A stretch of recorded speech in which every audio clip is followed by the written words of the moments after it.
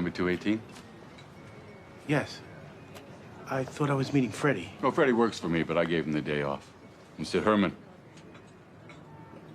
Jimmy. Well, my condolences, Jimmy.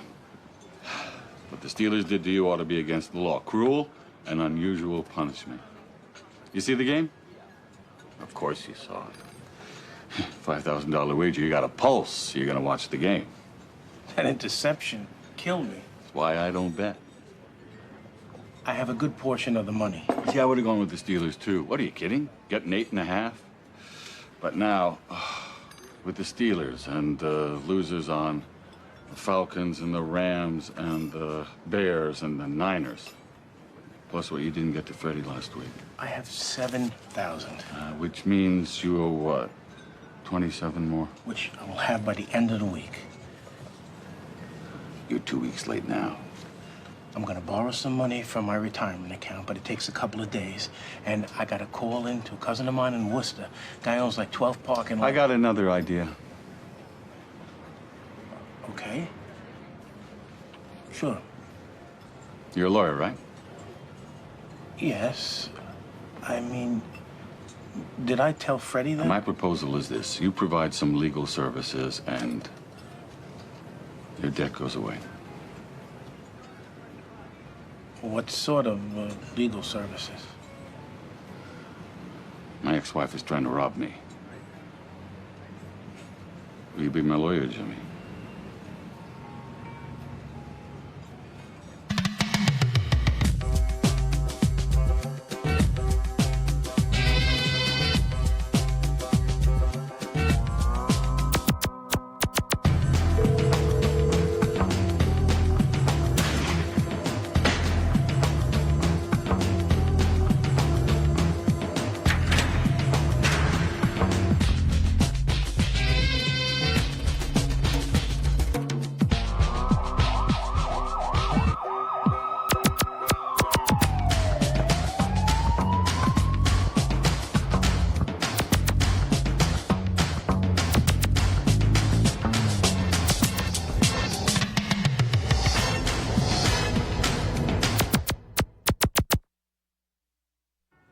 It's decaf, Lucy. It's not. I can tell when it's decaf. It's regular. You know, I find on trial days, I don't need caffeine. Listen to you, the office coffee hog, telling me that What? You might as well hook up an IV, Rebecca. I take my share, no more. Lindsay, that was Martin Jinx's mother. She's still in Hartford. Excuse me? She couldn't get the day off. Her son goes on trial for attempted murder. She can't get the day off? I thought you were going to plead. He wouldn't let me. Don't tell me. He's innocent. He is. Morning. Still morning? Sorry I'm late. That personal matter of mine went a little longer than I thought. Bobby, you got a minute? Sure. What's up?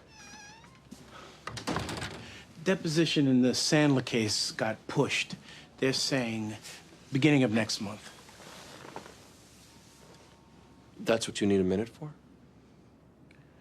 Bobby, I was asked to do some pro bono work, which I really need to do. What's wrong? I'm in a little bit of a jam, and I need to do a guy a favor.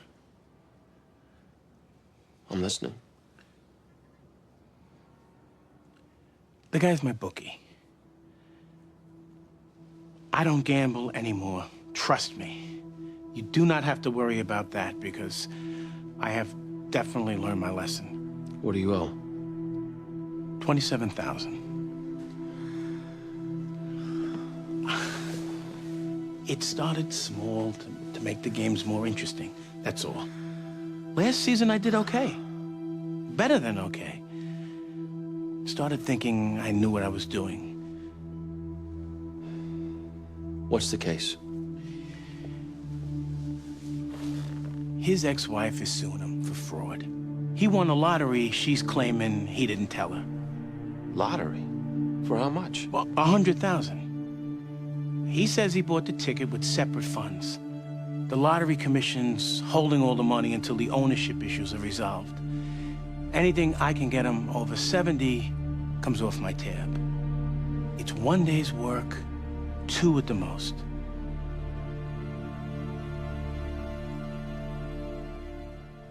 She did everything right.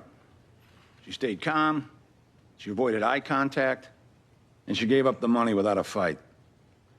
He shot her anyway. It's a miracle she didn't die. When did you arrive on the scene, Detective? Within minutes. There was another woman at the store, an eyewitness, Martha McKee. She's the one that called 911. What happened after you arrived? Well, we got a description of the shooter from Mrs. McKee. We pulled the surveillance tape and started canvassing the area. We found the defendant less than 2 blocks away. What was he doing? Sitting on a stoop, drinking beer with some of his friends. He was dressed just like on the tape. Same sweatshirt, everything. What did you do next, Detective? We placed him under arrest and searched him. We found $580 in his pocket. This witness, Mrs. McKee, did she attempt to make a formal identification of the suspect? Yes, we showed her a photo 6-pack.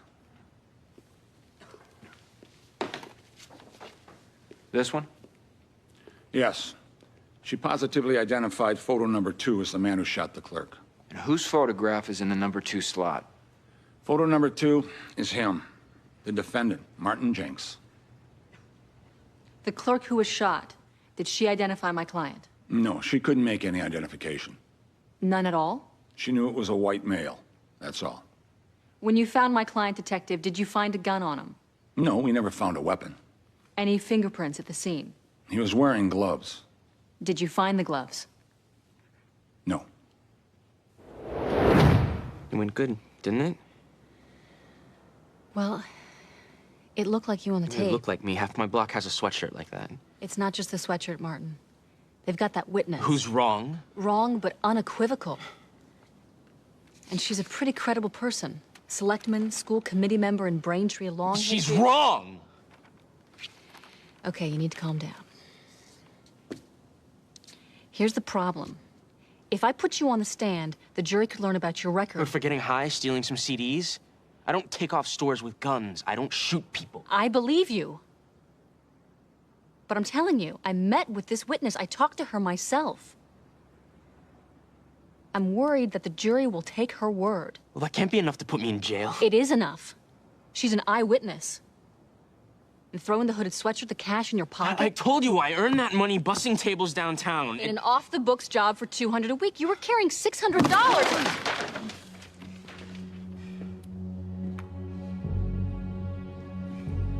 These are the questions you will be asked.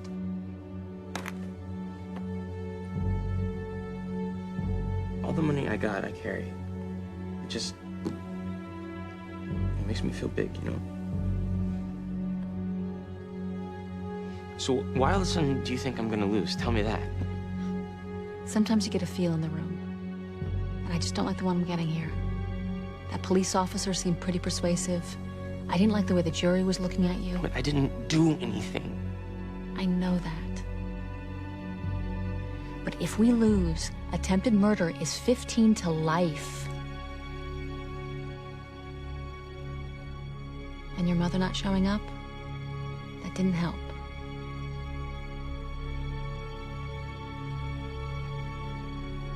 Promise me I won't go to jail.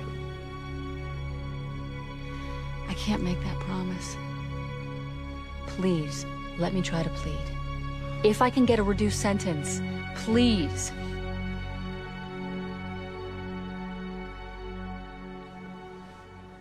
The problem is, you bought the lottery ticket on July 18th.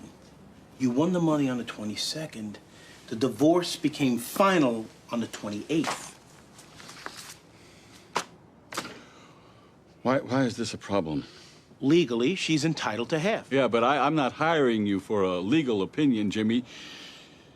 You gotta figure out how to keep her from getting any. We would have to show the ticket was bought with segregated funds. We've been over this. I told you I did. Yes, but your word... I segregated the money aside in anticipation of the divorce. I bought the ticket with that money. I'm not sure the judge will believe that. And if he thinks you're trying to commit a fraud, he could give it all to her. That's what I'm most worried about. Listen to me.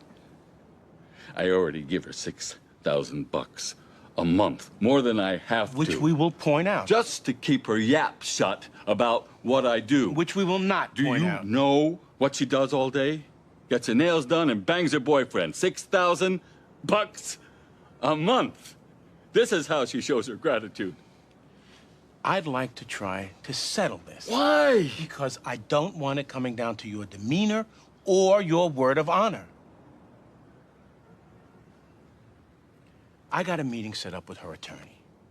If I could get 60 for you, 40 for her... That does you no good. I understand that. But we got to look at what we're faced with here. The judge could give her 60-40. And if he should ever give it all to her... I'll kill her first.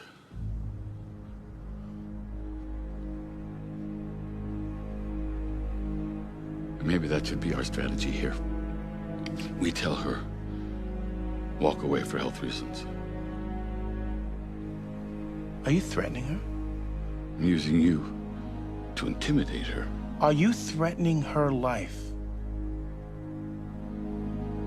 Of course not.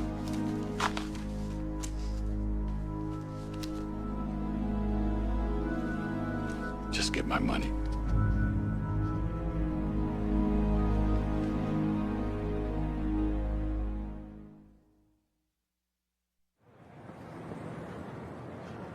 You just take your time. All right, keep your answers short and try to look at the jury. Is this attorney aggressive? She didn't seem so. She'll be tougher in court than when she interviewed you, but you just stick to what you saw and you'll be fine. Okay. All right, I'll see you at 8:45 tomorrow. Sharp. Okay. Come in.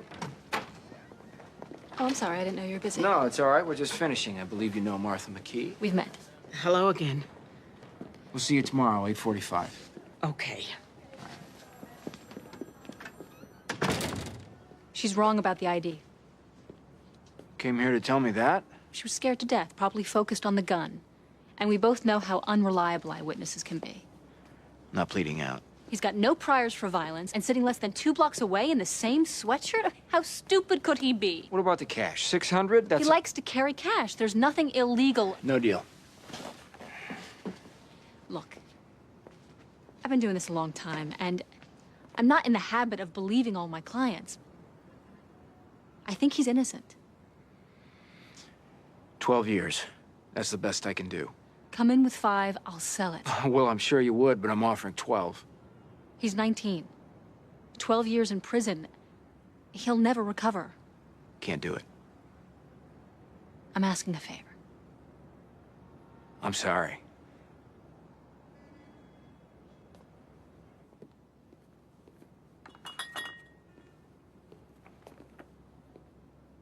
What's the settlement conference? 20 minutes.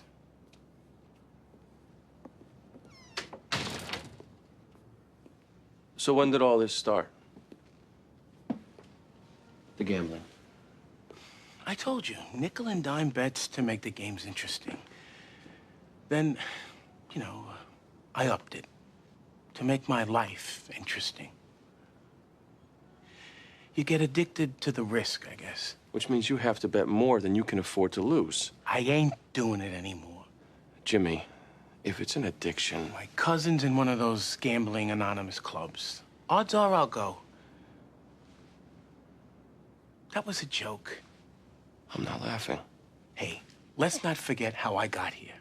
I falsified loan documents and got myself fired from a bank. That's my legacy. That's not your legacy.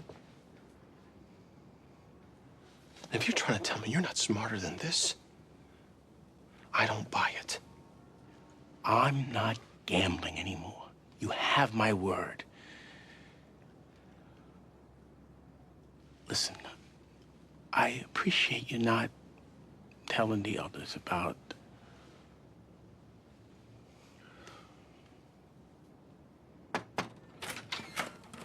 Stuart Miller and client. Send them in. You okay to do this? Fine.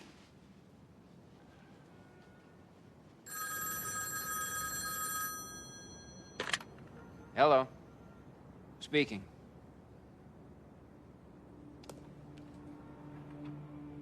When? Oh, God.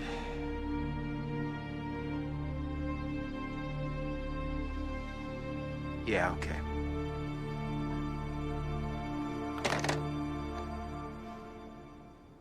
How? Heart attack. She's just in my office. It happened on the drive home. She's DOA.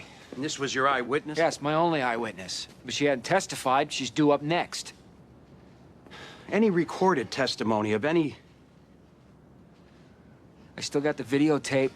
We got the clothes. Maybe if I can sell the... No gun? No prints? Without that eyewitness, the judge will knock you out on the Rule 25 before it even gets to the jury. Any chance you'll put the defendant up? She's too smart. I think we're dead.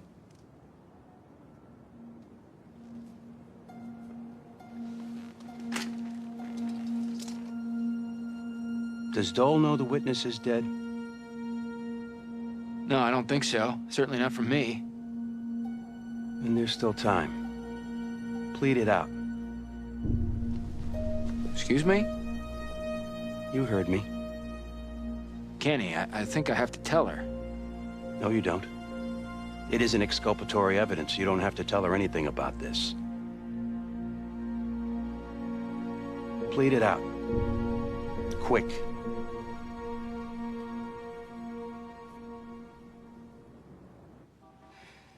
I think we can all agree, if we can work this out amicably, it would save time. Oh, is that the goal here? That we all get amicable? Vicky. That the purpose of the fraud is to bring us tight? This is her. Charming. Okay. This isn't a good start. Look, the legal reality here is not complicated. The lottery ticket was purchased before the divorce. The prize was won before the divorce. The money is marital property. Well, not if he bought the ticket with segregated funds. Do you have any records from any bank accounts that I would kept it substantiate- cash. Ugh, you can't even lie well. All right. Anger isn't going to help things. Anger is all he left me with, Mr. Berluti. He divorced me because he won the lottery. That is not true. Sid. No, the marriage was dead. We were no longer intimate. We didn't communicate. Communicate? You couldn't communicate that you won the lottery. Or that you were a bitch. Hey! Play the tape. Vicky, I'd really prefer... Play the tape. What tape? This would be July 14th, shortly before the lottery. May I? What is this? I believe it speaks for itself. May I? Go ahead. You don't think I kept records of certain things, Sid? What's going on?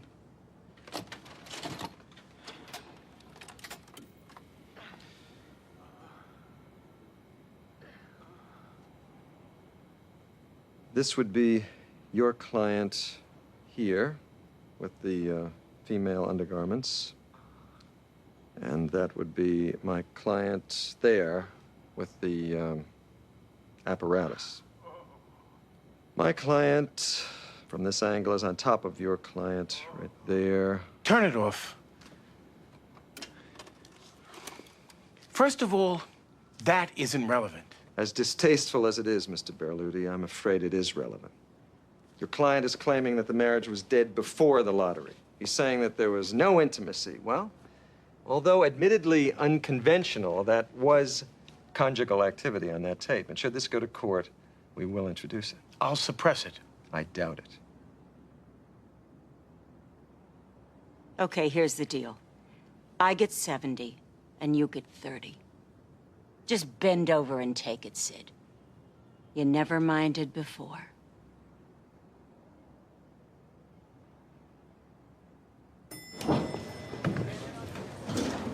Alan, these are the results of our polygraph. He passed convincingly.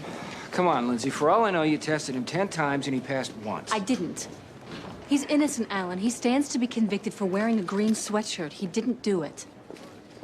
Look at his record, for God's sake. He's never committed any kind of violent crime.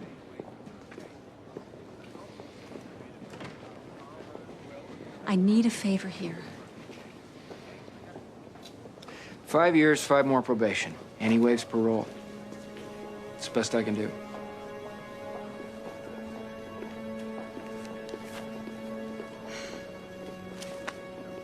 I'm not doing 5 years. Martin. No! It's a good deal. Sending me to jail for something I didn't do? The guy who shot that woman is still out there. Don't they care about that? I don't care about him. I care about you. I don't want you doing 15 years. It's not the truth! Forget about the truth. It doesn't work that way.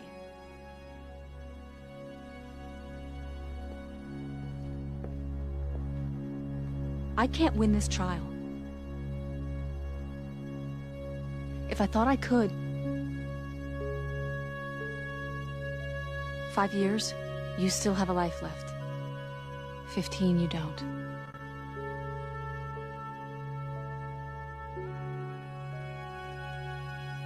Your Honor, we've reached an agreement. Is that right, Ms. Dole? Yes, Your Honor, my client is prepared to enter a change of plea. Mr. Jenks, is it your desire to plead guilty at this time? Yes. I need you to speak up, son. Yes. All right. Now I need to ask you some questions for the record. Okay. Is your decision to plead guilty being made voluntarily? Yes. Did you talk about it with your attorney? Yes. You understand that by pleading, you're waiving your right to cross-examine witnesses, present evidence, and have a jury decide your guilt? Yes. Ms. Dole, have you advised your client regarding this plea? I have, Your Honor. And you concur with it? I do. All right. Before I can formally take the guilty plea, I need the defendant to establish a factual basis for it.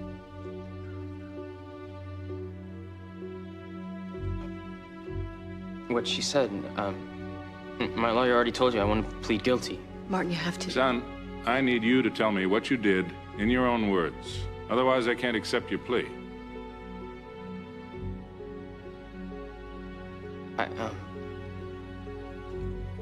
I did what the prosecutor said I did.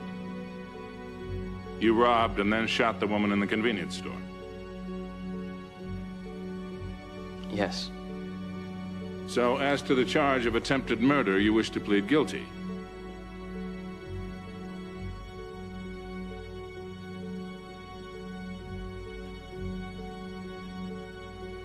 Yes. Very well. The plea is accepted. Mr. Lowe? Commonwealth moves for remand. Granted. Defendant is remanded into custody pending sentencing, and we are adjourned. Are you okay?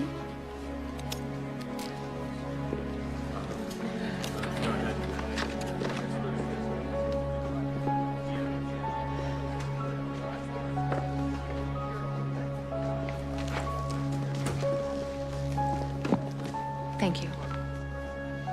Okay. I won't forget it.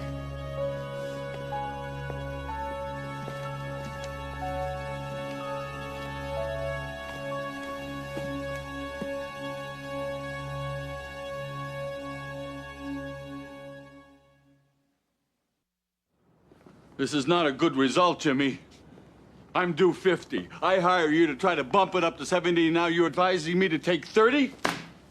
It's not a good result. If you want to go to trial, I will do that.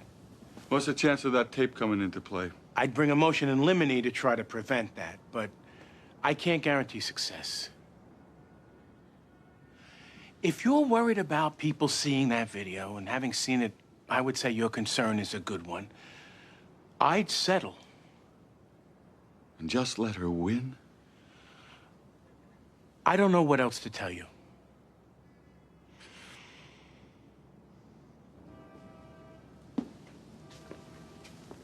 Don't you look comfortable? Hey, between a trial and a baby at home, if I find a quiet moment, I seize it. You got a problem with that? Evidently not. I only came into work today because I'm exhausted. Tell me about it. Hey, Lindsay, did you see this? Today's obit page. What? Witness in my trial died a heart attack. One of yours or theirs? Theirs. You knew she was dead. If you're gonna yell... I'm not yelling. I am using a firm voice. You knew she was dead.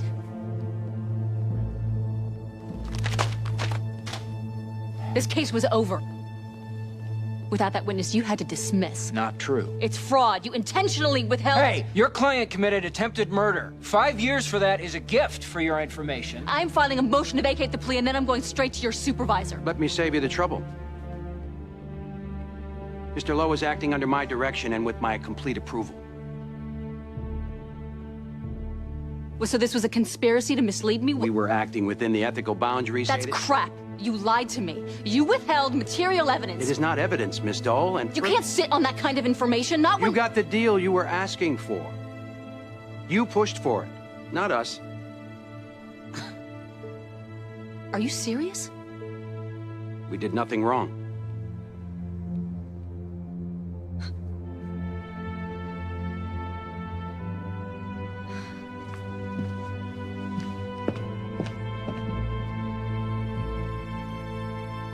First, you need to calm down. Don't tell me to calm down. You calm down. Okay, I'm gonna take a second and calm myself down. You think this is funny? I think it's disgusting. I think all three of us should go into court, but we can't go in with emotion, Lindsay. He would have walked. An innocent kid is doing 5 years... Let's do some research on whether it qualifies as exculpatory or denial of due process. Eugene, maybe you and Rebecca can get on that. You need to draft a declaration setting forth exactly what Lowe told you. I'll mark up the motion with the clerk's office. We can't let them get away with this, Bobby. We can't. Can I help you, Lissy? Jimmy's case is over.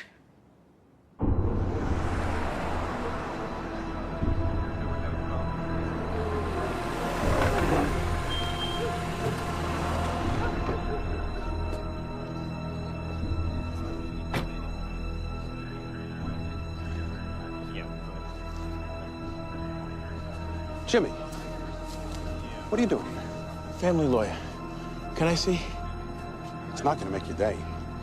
I'd like to see.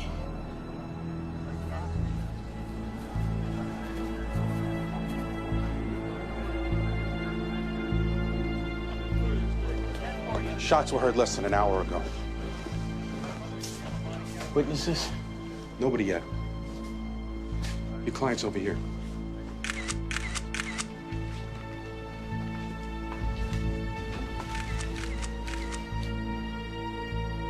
That's not my client, actually. I represent her husband. We heard they're going through a divorce. Yeah. Would you happen to know where your client is right now, Jimmy? No.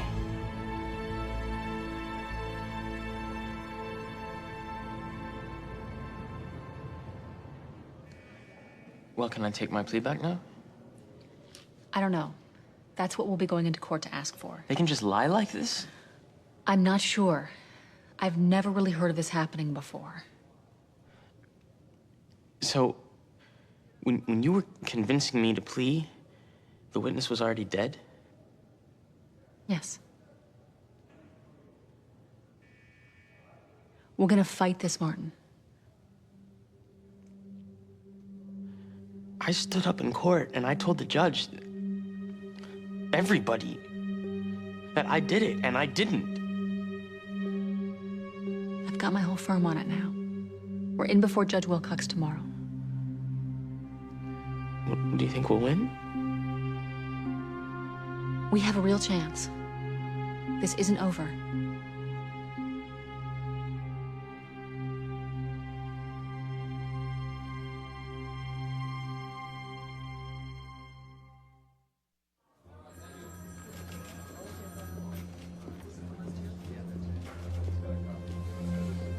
Any listening devices in there? None.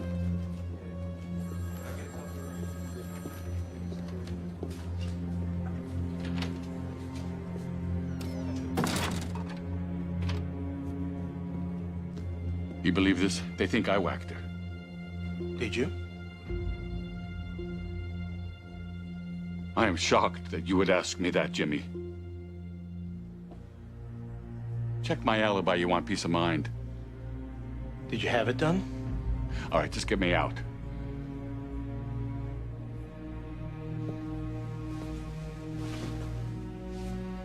What have you told them? Nothing.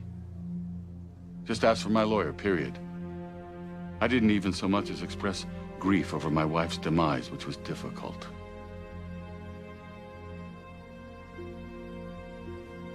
Get me out.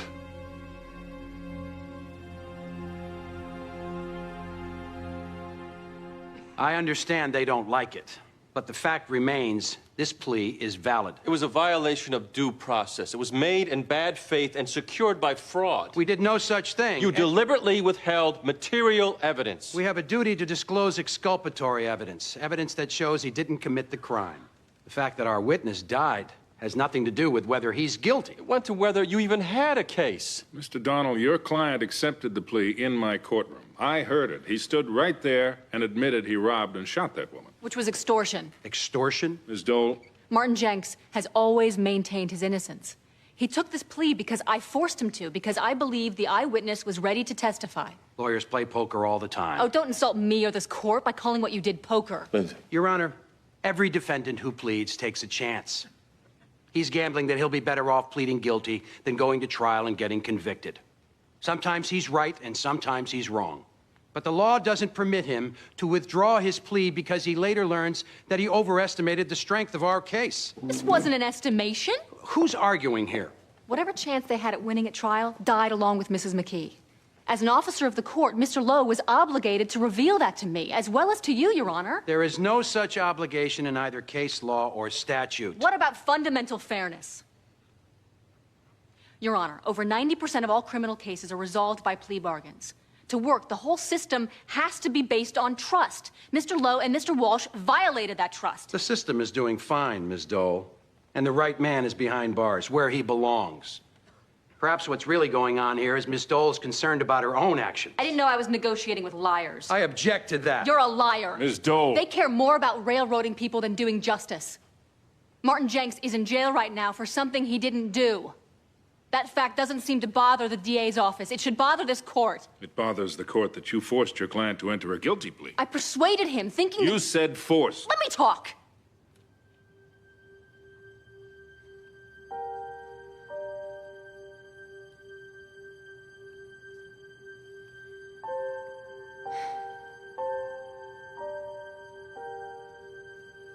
We make our decisions. And yes, we force our clients' hands based on the case they have and whether they can make their burden. This case was a lie, a knowing lie, which my client relied on to his detriment.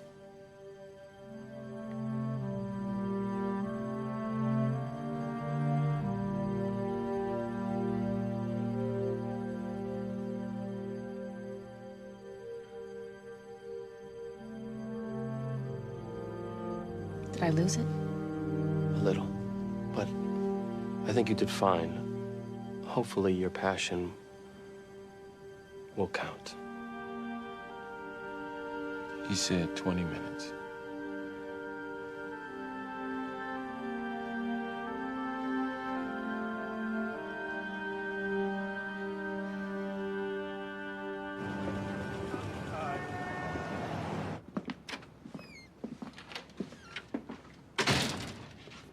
As far as the police are concerned, there's still no evidence. Which there wouldn't be, because I'm innocent.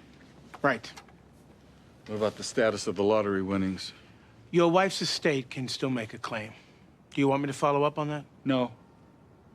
Think I might engage new counsel just the same. So, I guess we're done then. Done? You still owe me the 27, Jimmy. Didn't exactly work that off. I think we're done, Sid. If I was in a position to be charitable, that would be one thing, but I got debts to pay off. What do you say you walk out the door, forget my debt, and I'll forget how you threatened to kill your wife? Privileged. Bodily threats don't apply to... Why didn't you blow your whistle? If you thought I was gonna hurt her, and you stayed quiet, that doesn't look good for you, does it? You want to know how big a gambling Jones is, Jimmy? You didn't want to hear it as a real threat because you wanted to pay off those bets. Truth is, I got more on you than you got on me. I'm asking you to get out of this office now. You're making me upset. From what you've seen, do I respond to stress good? You're threatening me now?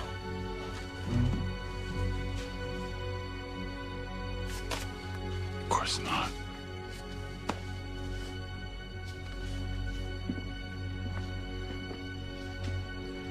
I will say this. You don't even know what you're into. I need that money. I'll give you a week.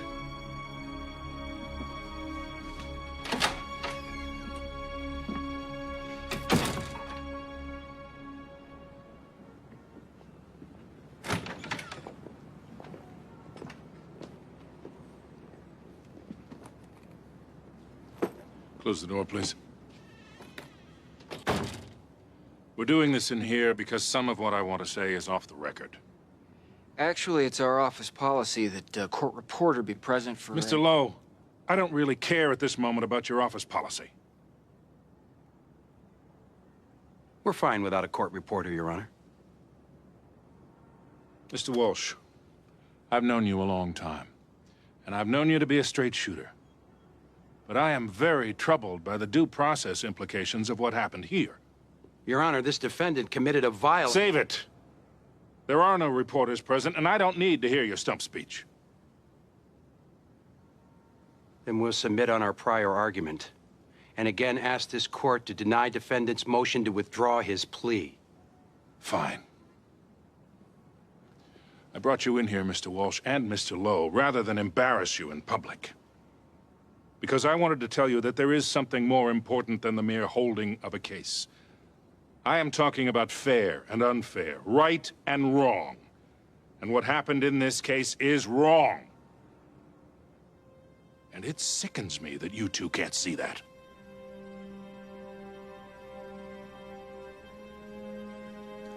Everything I said in court, and I mean everything, was a correct statement of the law. And since we're off the record, let me just say frankly that I don't need lectures from Your Honor about right and wrong. Mr. Jenks pled guilty because he is guilty. And neither the law nor anybody's misplaced sense of injustice allows him to withdraw that plea. That's the law. The law also allows me to throw your ass in a cell for contempt. I don't mean to show Your Honor disrespect, but I will remind Your Honor that district attorneys are officers of the court who must conduct themselves in accordance with established law. Mr. Lowe and I did that, and we don't need to be brought into chambers to be told how we sicken you. Say it out there, where you'll be held accountable.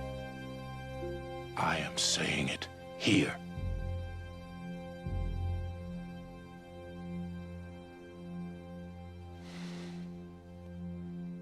And if I had a choice, I would set aside this plea. But Your Honor, please. I cannot throw out a knowing and voluntary plea of guilty on these facts. You negotiated what you thought was a good deal. You could have advised your client to continue with the trial, challenge the evidence. You didn't. The law doesn't allow you to benefit from regret. It is my regret as well. I am very sorry. Defendant's motion is denied.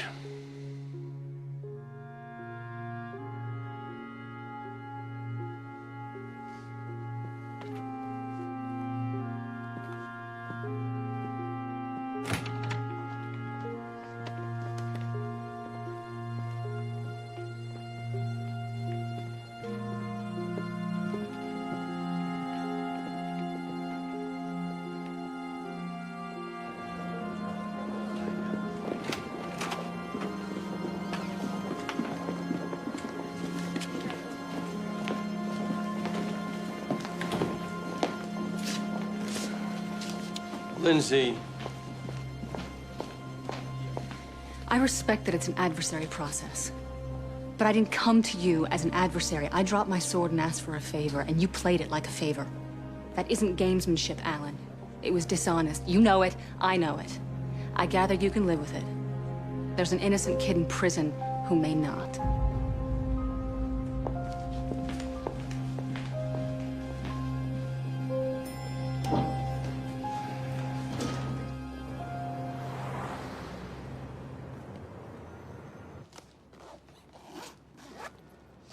All right, I'm going. Can you lock up? Sure. Can I ask you something, Jimmy? Did he do it? Oh, come on. Privilege extends to me. Throw me a bone. Says he didn't. Right.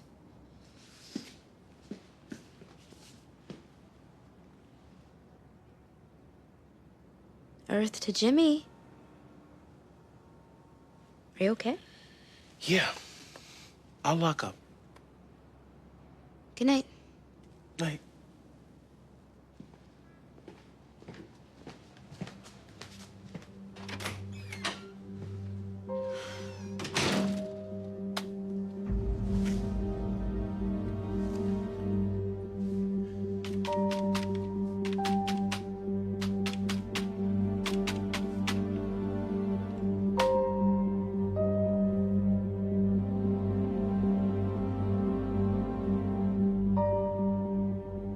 They're coming to take you to Concord. It's a high-security prison. Tonight? Yeah. Everybody convicted of a violent crime goes there first. I'm gonna petition the Department of Corrections to move you as soon as possible. I'm also gonna ask them to designate you a vulnerable inmate. Okay. It may take a while. In the meantime, I've requested that they keep you in solitary. I can't guarantee they'll do it. I'll get another lawyer to handle your appeal. A specialist, the best I can find. I'll ask him to argue that I was ineffective, that you had inadequate legal representation. It's a long shot, but worth a try. We can't give up. Just stay alive in there. Give me time. I'll do whatever it takes to fix this. The appellate process takes time, but I trust it. It's not about most time.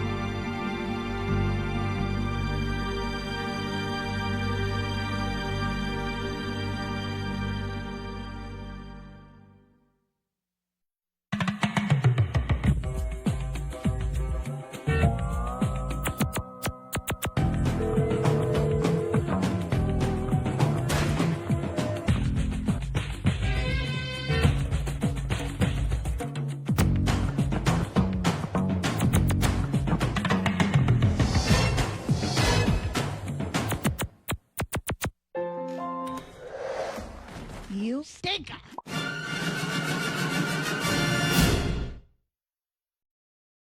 Previously, on the practice. I have a good portion of the money. You're 2 weeks late now.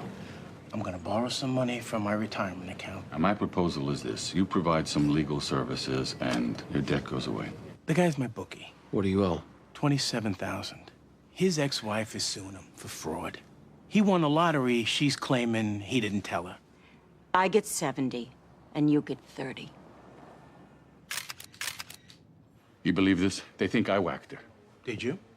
Check my alibi. You want peace of mind? Did you have it done? All right, just get me out. Your wife's estate can still make a claim. Do you want me to follow up on that? No. Think I might engage new counsel just the same. So, I guess we're done then. You still owe me the 27, Jimmy. Didn't exactly work that off. What do you say you walk out the door, forget my debt, and I'll forget how you threatened to kill your wife? Truth is, I got more on you than you got on me. I'm asking you to get out of this office now. I need that money.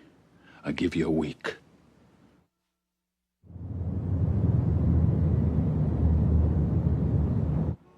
I can't even believe they're letting him out. He's managed to convince the shrinks he's no longer a danger. Remember, he was never actually charged in the kidnapping of your son. The police know he did it. They just couldn't prove it. Plus, he's a convicted child molester. Don't these people repeat their crimes? What exactly are you hiring me to do? To try to keep him in jail?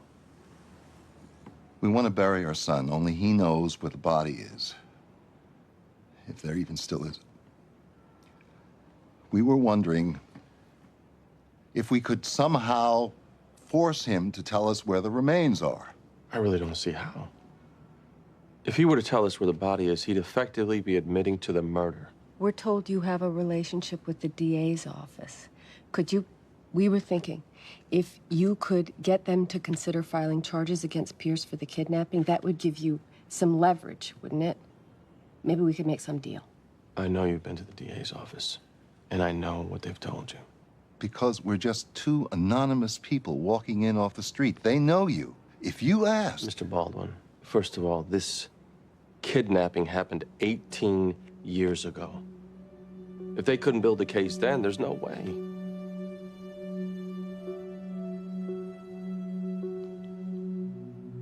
I think you have to let it go now. We can't let it go.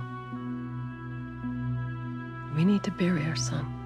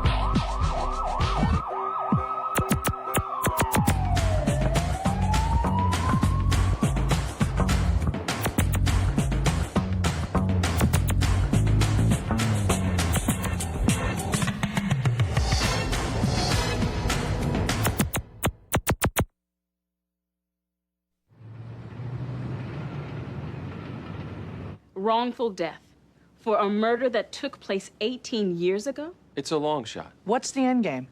Even if you do win, does he have any assets? It's not about money. Then what's it about? The parents want to bury their son. They want closure. If I can create the threat of a lawsuit, maybe we can get this guy to reveal where the remains are. Forgive me, I don't mean to be insensitive, but suppose you do succeed. What's our contingency? Lindsay, try to get the police records. Find out whatever the DA's office has or had. Eleanor, research the statute of limitations issue. That'll definitely be challenged. Rebecca, you and Jimmy get started on the complaint. Where is Jimmy? Thanks. Jimmy, jeez. How long's it been? Aunt Maria's funeral. Oh, too long. You put on weight. Yeah. And you're like this big, fat cat yourself now. Parking lot king. Yeah, king. I barely got a 1.25% profit margin going here. What's up, Jim? Well... We're family. I've gotten myself into a little bit of a financial jam. Normal circumstances, I would never hit you up for a loan. Normal circumstances? I'd give it to you. Problem is, Jimmy, I just had to write a sizable check myself, so it's gonna depend on how big your little bit of a jam is. I'm feeling sick to my stomach just asking. You owe your book. I keep tabs. Your family. Plus, I like the ponies myself. How much? It's more football than... How much? 27 grand. Jimmy. I wish I could help you, but, the timing's just not good.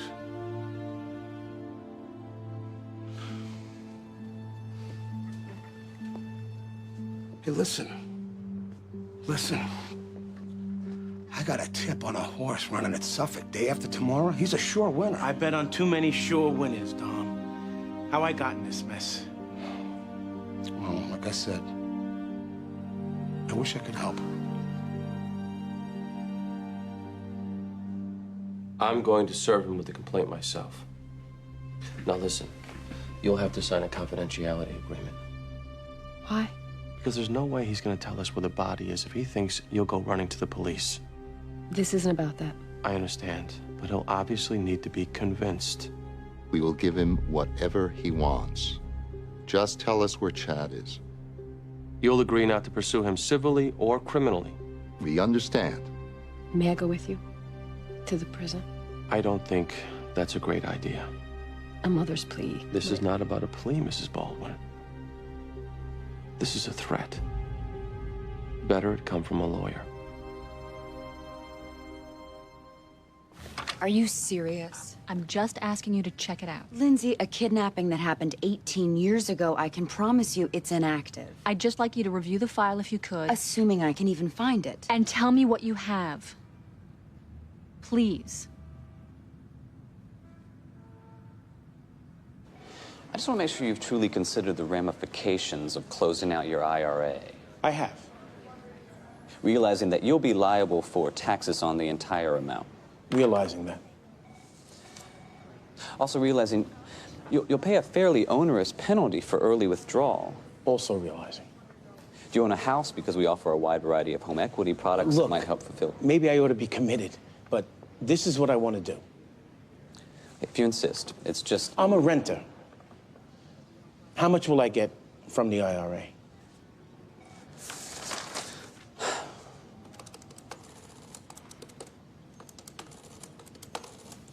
Approximately $8,200.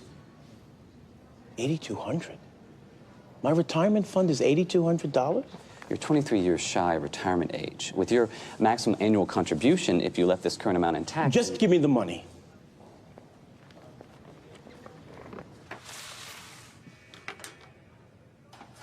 Look, I had nothing to do with that Baldwin kid going missing. It wasn't me. You'll need a lawyer. If the trial starts before your release, you'll be transported to and from court. They never even arrested me. You know why? Because I didn't do it. Like you never molested those 3 little boys who put you in here? You married? Is that a threat, Mr. Pierce? No, it's not a threat. Look, she got to be here for this. Yes, she does. I need a witness. I ask if you're married. I see the ring on your finger. You probably got a nice wife. You feel like getting it off? She's who you probably think of. You got fantasies about other women? That's cool. Everybody understands. Am I right? What are you talking about? I'm explaining something. Nobody on the planet can help who they're attracted to. For me, it was always little boys. I fooled myself into thinking it was okay. It didn't hurt anybody, not really. I did some bad things. I admit it. And I gotta live with that. So do all the boys you hurt. Yeah, and I gotta live with that too. But I had nothing to do with your client's kid, and they got no right to sue me. I could probably get them to drop the suit. They just want to know where their son is. I don't know what happened to that kid.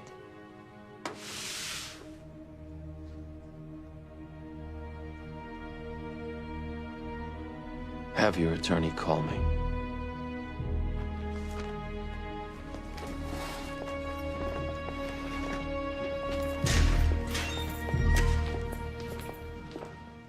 He denied it?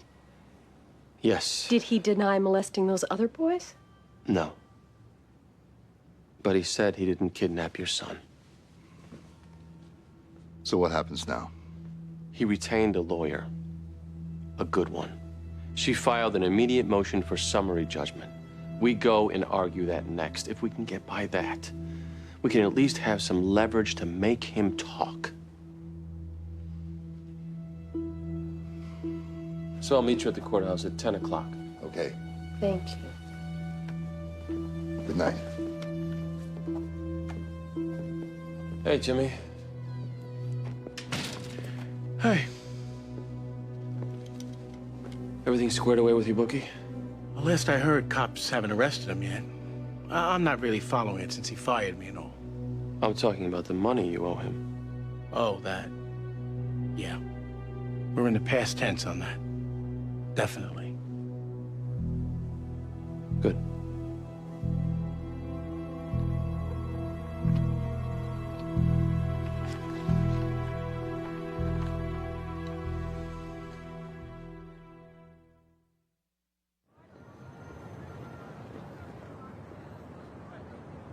Death would be presumed after 7 years, Your Honor, which means the statute of limitations for wrongful death has long since run. Unless there's fraud that prevented the Baldwins from finding out that he caused the wrongful death.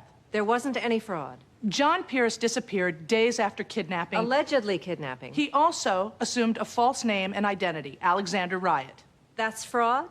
Mr. Pierce wanted a fresh start to get out from under the cloud of unfounded, unjust suspicion. He was convicted of sex crimes under this alias in another state. It took the Baldwins investigator to figure out that Pierce and Riot were one and the same. Why didn't your clients at least file their lawsuit within the prescribed period to preserve their claim? It would have been pointless since they couldn't locate the defendant. You don't need to know where a defendant is in order to file a lawsuit. You do in order to serve him. He was found 3 years later. They could have served him in prison. All right. I'm going to let the claim survive the statute of limitations challenge. But as to whether there's a case here at all, there wasn't even enough evidence for the police to make an arrest. Different standard of proof in criminal cases. This is civil. Oh, who's kidding who? If the police thought he had kidnapped Chad Baldwin... The police did and do think that. They're just unable to prove it. And you think you can? I would like at least to be allowed to conduct discovery. I'm going to grant you a short evidentiary hearing. If you can make a showing that you have anything worth submitting to a jury, I'll let it stand. Otherwise, I'm granting the defendant's motion. We'll see you back here tomorrow, 10 a.m. Tomorrow?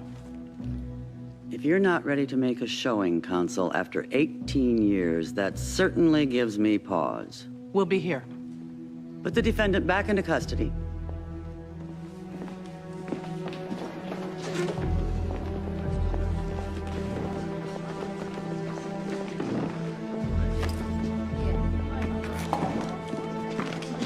We just want to give him a funeral. I will forgive you, Jenny. if you just... Mrs. Baldwin. Here he is. Jenny, Please. Don't. Come on. Please.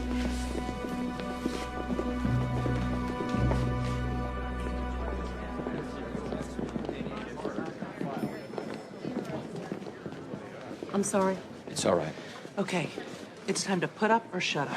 Do we have the transcripts from the previous trials? Lucy ordered them. Okay, Jenny, you testify first. Okay. You might be attacked on memory, the fact that it happened 18 years ago. I've been playing it back for 18 years, Mr. Donnell. I remember it as if it was yesterday. Good.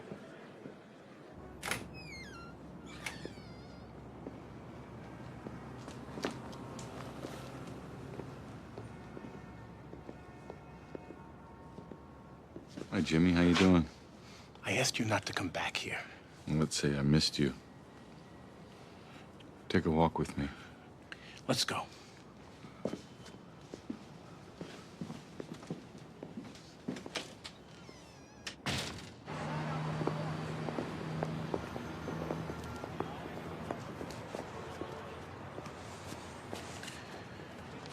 Is this all of it? I just gave you 14.8. Which I appreciate, but you owe me 33. 27. 33 with the juice. 8.25%. This is every penny I can get my hands on. Morris. What a surprise. You know Jimmy Berluti? Look, Jimmy, I know what you're thinking. Morris is a big guy. Brought him here to rough you up, just like in the movies, right? Kind of cliche, if you ask me. But I'll tell you, whatever words people might use to describe me.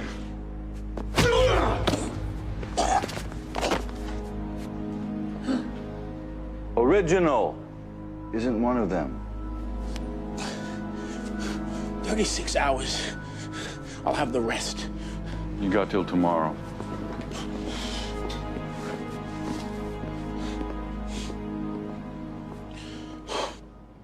We just caught a break. What? That was a guy named Bud Reynolds. He's a resident at state prison. He claims John Pierce told him he kidnapped the Baldwin boy. Becca, let's go. John Pierce confessed to you he kidnapped, abused, and killed Chad Baldwin. Yeah. After 18 years of denying it, he suddenly tells a stranger he did it.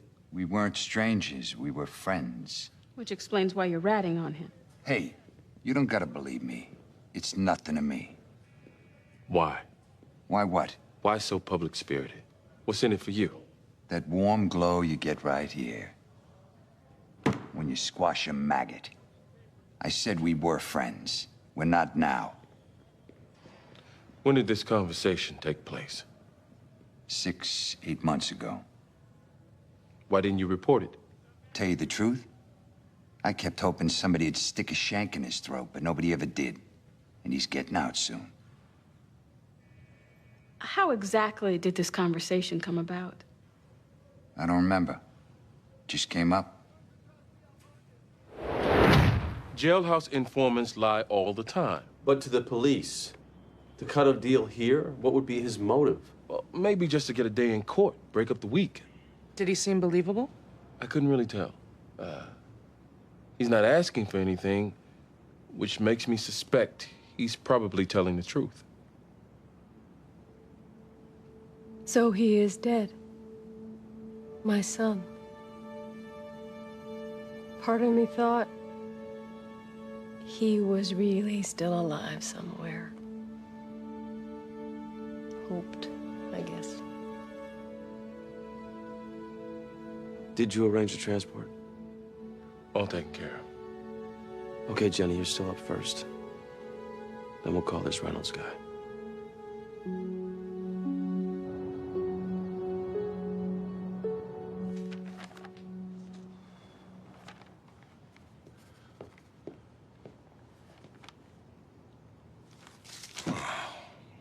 Jeez, Jimmy.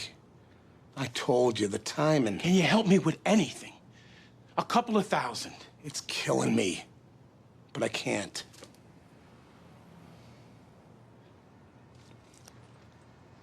You okay? You don't look good.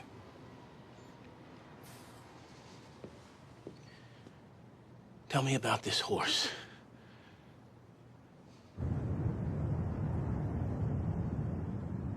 We were at the park. We used to go every morning. It was Chad's favorite thing to do. What would your son do there?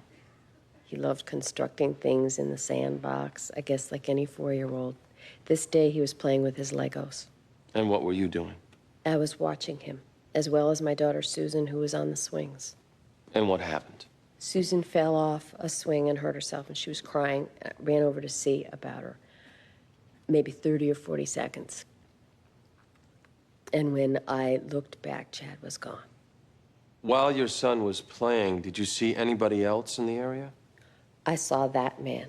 John Pierce. Yes. He was at a water fountain about 20 feet away from where Chad was playing. What was he doing? Just standing there watching the children. Did that make you nervous? I really didn't think about it. I had seen him before, and he always seemed a little weird, but none of us, the mothers, knew he was a child molester. Objection. I'll ignore it.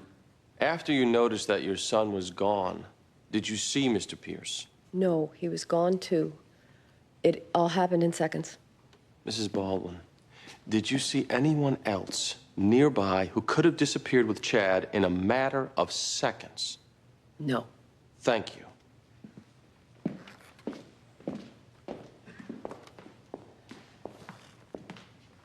I'm very sorry about the loss of your son, Mrs. Baldwin. Yes, you told me that. Mr. Pierce actually worked at the park, didn't he? Evidently. You said he seemed weird. Had you ever complained about him to anyone? No. To your knowledge, did any of the mothers ever complain about Mr. Pierce's behavior toward their children? Not to my knowledge. Did you ever see him behave in a scary or inappropriate manner around the children? He stared at them sometimes. You never did see him abduct your son, did you? I didn't see it. So it could have been somebody else. Nobody else was near Chad. How do you know? If Mr. Pierce could disappear into the trees, someone else could have been hiding in there, couldn't they? It was him. It helps to have somebody to blame, doesn't it, Mrs. Baldwin? To give the monster a face. Even if it's the wrong face. Objection. Withdrawn. That's all I have.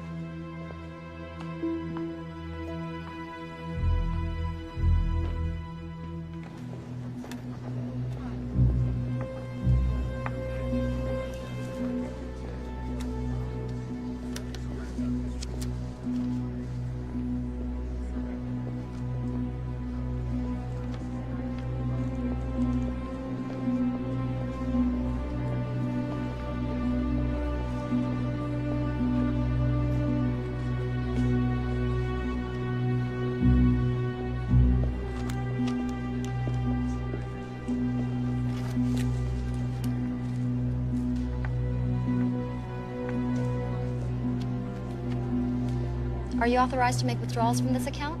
I'm a lawyer with the firm, James Berluti. I should be on record here. The manager knows me.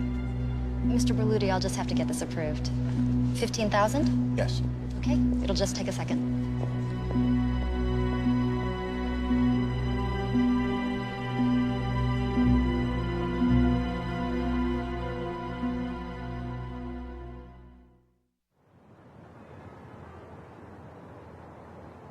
We found 3 Legos in his apartment. Did John Pierce tell you how they got there?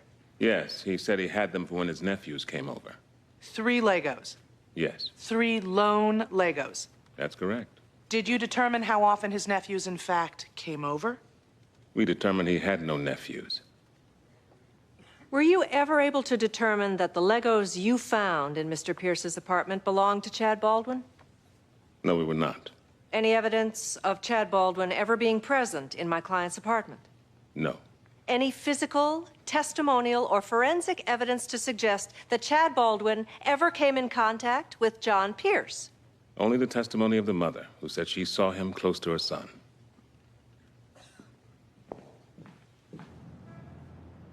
I wish I could be more optimistic. What about the informant? He's going up next, but his credibility... The only other thing I can think of is to call Pierce. If he doesn't take the 5th, maybe if I go at him hard enough, he'll say something to incriminate himself. Contrary to the myth, not all child molesters are rocket scientists.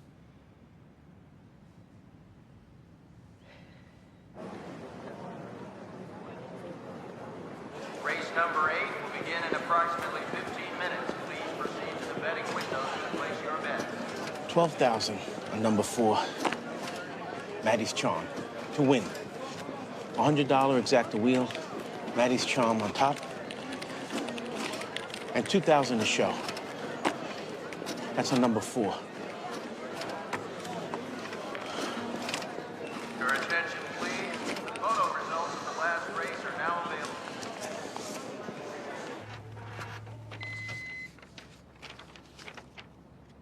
Eugene, this just came through the fax.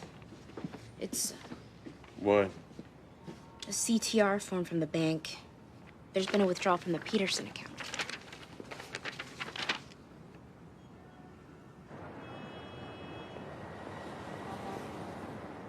Before we move on to what Mr. Pierce said to you, can you tell me how you feel about him? I can't stand him. I make no bones there. Why don't you like Mr. Pierce? He told the CO I had contraband in my cell and I got put in a hole for a few days. What kind of contraband? A hot plate. Are you a vindictive person, Mr. Reynolds? Are you testifying to get back at the defendant? No. I just think he deserves to go down for what he did to that Baldwin boy. All right. What exactly did he tell you about that? He said, and this is pretty much of a quote, "I sure did enjoy getting that boy out from under his mama's nose. He was a real looker." Did he say who he was talking about?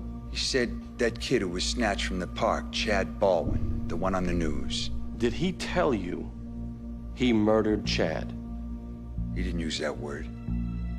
He said he cleaned up after himself and that he regretted not keeping the kid around longer because he was good. What was his demeanor as he was telling you this? Sort of dreamy. Same look a man gets when he's remembering a woman. The horses are at the gate. It's post time for the 8th race. And there they go. Great rider Tom broke fast and big on the outside, going up with him. And here comes Louis Stage, sending up to the front with command run to make up the first 4. Bell's Flip comes away in 5th by from the... Did he ever give you any specific details of this crime? Just what I told you. Just that he did it. And enjoyed it. Isn't it true that you told Mr. Pierce you were going to get even with him? No, it's not. What are you serving a sentence for, Mr. Reynolds? Embezzlement and assault. So we can safely assume you are both a dishonest and a violent person, can we not? I am telling the truth here. You even have a reputation in prison for being a snitch, don't you? Undeserved. Makes sense that Mr. Pierce would confess to a known snitch, doesn't it? Well, I find pedophiles lack judgment.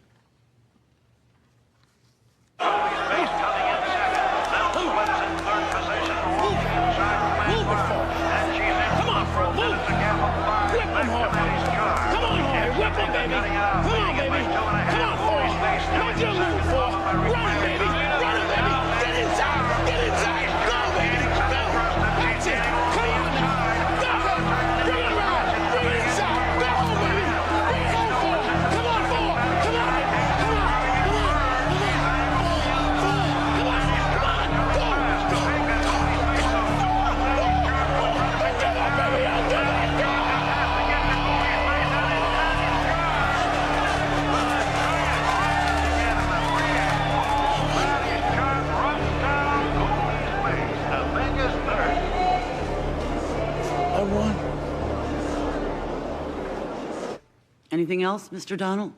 Yes, Your Honor. We call John Pierce to the stand. Objection. Mr. Donnell knows full well I'm not about to allow that to happen. This is a civil proceeding. I can call And that whoever... criminal charges could follow, my client is allowed to assert his Fifth Amendment right not to testify, and my advice for him to do exactly that won't be subtle. Given that 18 years have passed, the likelihood that criminal charges will be brought... We're not talking likelihoods, there's still a chance. This man is a convicted child molester. He was seen and identified as being within 50 feet of the victim at the time of the kidnapping. Chad Baldwin was playing with Legos at the time. Legos were found in that bastard's apartment. Objection! Mr. Donnell. We all know we can't get him criminally. At least give us a chance to get him civilly. Counsel, step up.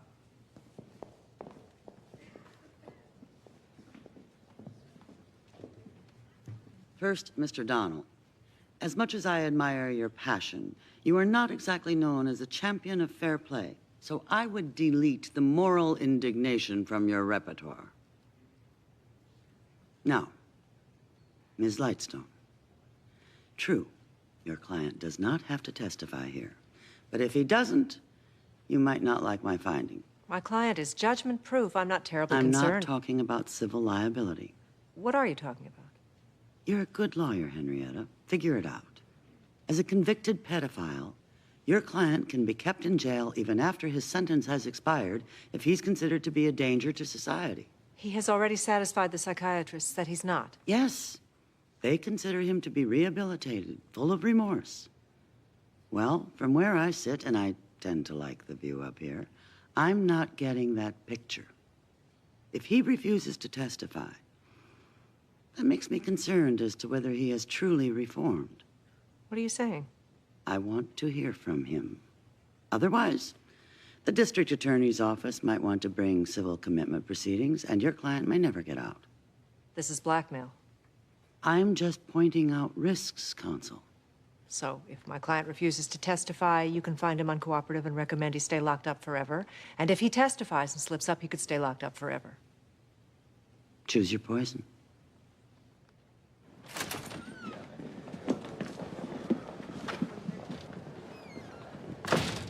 Now we have our leverage. He's got a strong incentive to tell us where the body is if it'll stop this train. There's no way they want to risk testifying. If he did testify, do you think you could get him? I should be able to shake him enough to give Spindle doubts. That's what they have to be afraid of now. He's not just risking criminal prosecution. If he plays dodgeball with me, the DA could argue he's not rehabilitated and seek involuntary confinement. It's civil, but prison is prison. We got him in the crossfire now. Our leverage is great. Now's the time to go back to them. With what? Well, if he tells us where the remains are, we drop our claim, he gets his freedom, and you get to have a funeral for your son. No.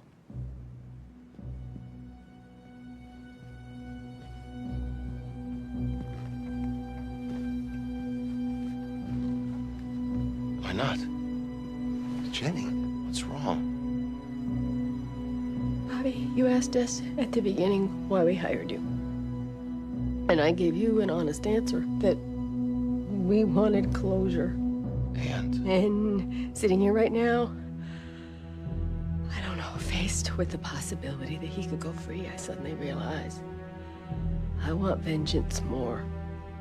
Jenny. If the choice is get the body back and he goes free versus don't get the body and he rots in jail, I choose that he rots.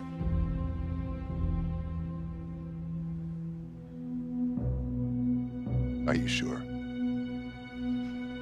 I want him to rot.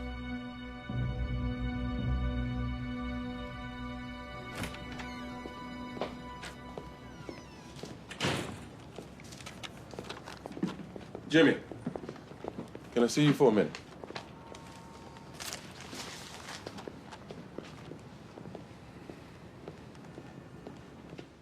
Shut the door.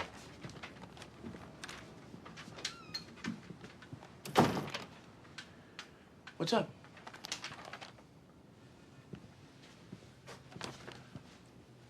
Yeah, it's a withdrawal slip. What about it? What you need $15,000 for? I had some expenses on the Peterson case. You're not a good liar, Jimmy. What's going on? Okay. I had a personal emergency, all right? The money's already back. I just came from the bank. So, you think that's that? Look, Eugene, I got in a jam with a bookie. I borrowed money for like 7 hours. You stole money. You took from a client's trust fund. That's theft. I'm sorry, it was a one-time situation. Can we just let it go? No. We can't. This affects the entire firm. I gotta bring it to Bobby.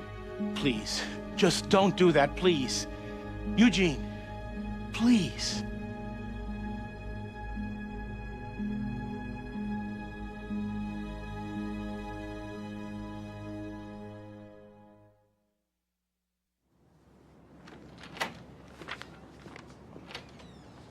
Oh, Jimmy. Eugene wants to see you.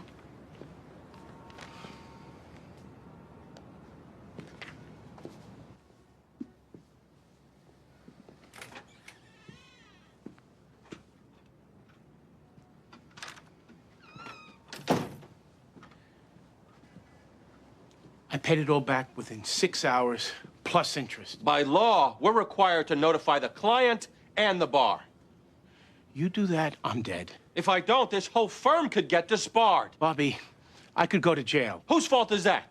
Look, Bobby, I'm done. You said that before. I'm done. You have my word. I'm supposed to risk everybody's reputation, risk this firm? On the word of an addict? I'm not an addict. I'm doing court. What's gonna happen? I don't know.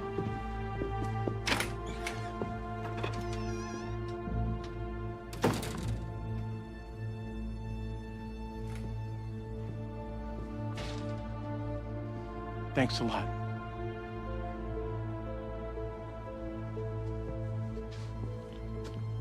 This affects everybody, Jimmy. Try to get that.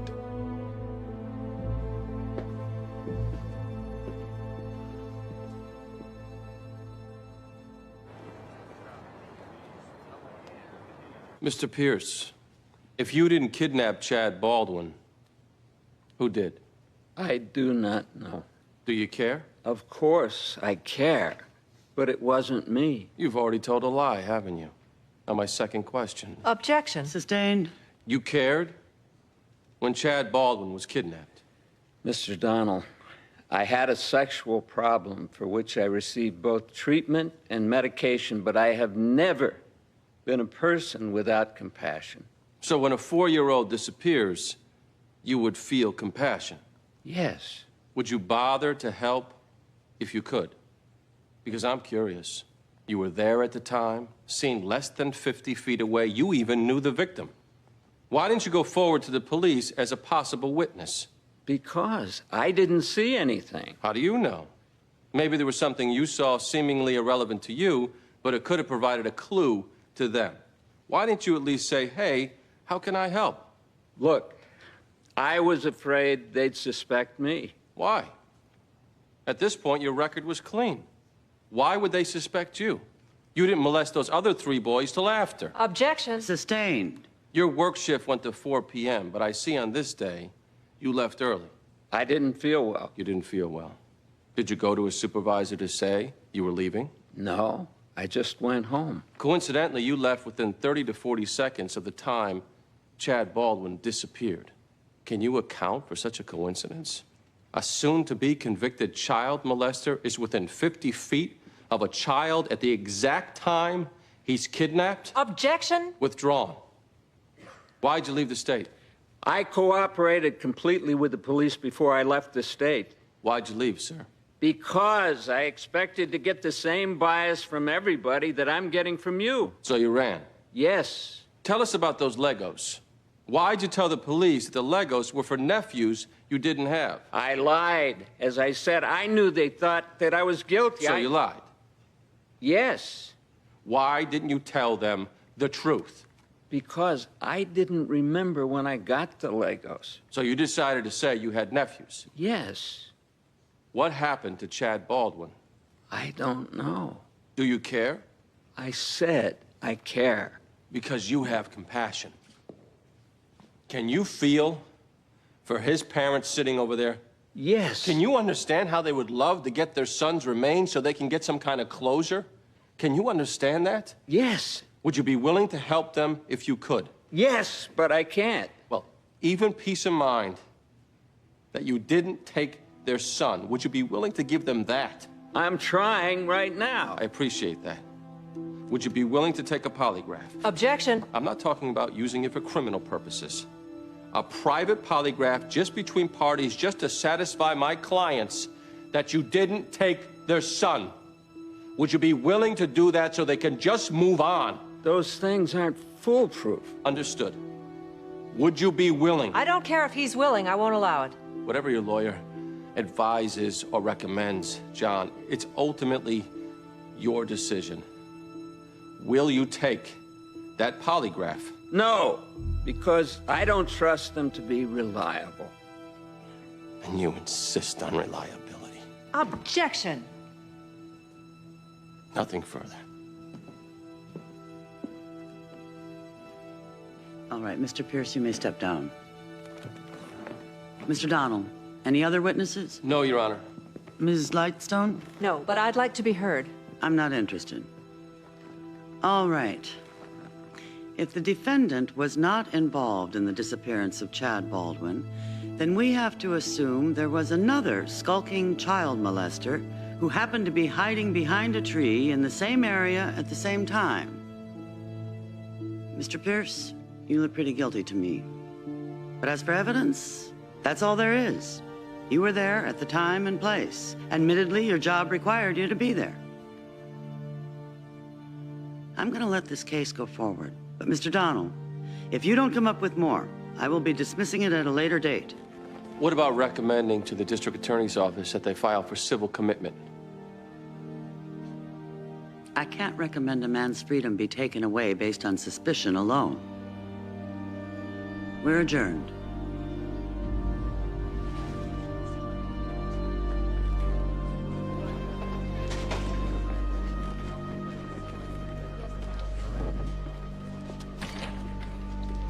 I'm sorry. Is it over? No. If the wrongful death action survives, we can keep digging. But there's no money to be won. And as for keeping him in jail or finding the whereabouts of your son's remains, we struck out. I'm very sorry. You did your best. Perhaps a wiser lawyer would have steered you away from all this. We wouldn't let you. You tried.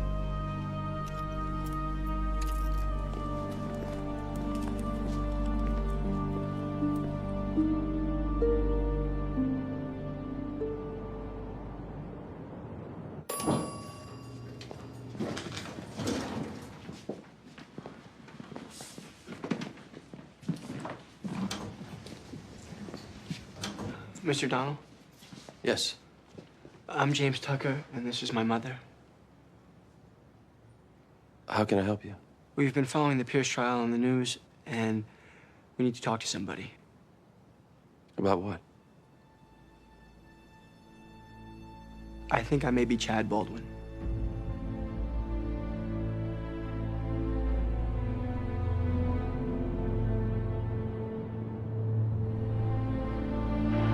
Hakeem is back to receive. Hakeem has had a problem holding on to the ball. Both last year and in preseason, Tom Rule, one of the best in the league, tremendous kick. Hakeem feels it back at the 15-yard line, and what a great one. Hakeem with only the punter to beat. Rule can't knock him down. He'll go all the way for a touchdown. No flag.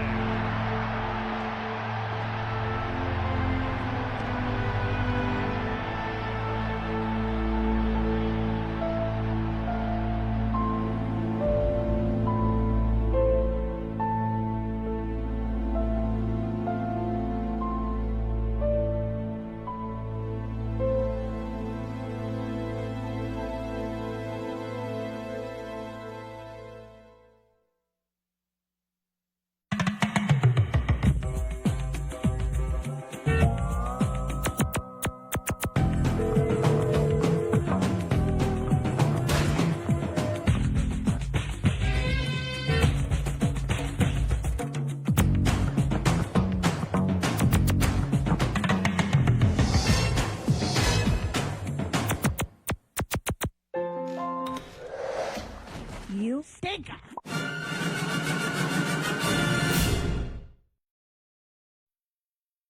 Previously in the practice. Is this all of it? This is every penny I can get my hands on. You got till tomorrow.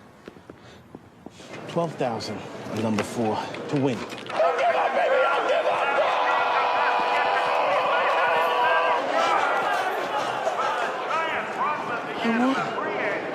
I got in a jam with a bookie. I borrowed money for like 7 hours. You took from a client's trust fund. That's theft. We're required to notify the client and the bar. If I don't, this whole firm could get disbarred. I can't even believe they're letting him out. Remember, he was never actually charged in the kidnapping of your son. The police know he did it. They just couldn't prove it. Plus, he's a convicted child molester. What exactly are you hiring me to do? We want to bury our son. Only he knows where the body is.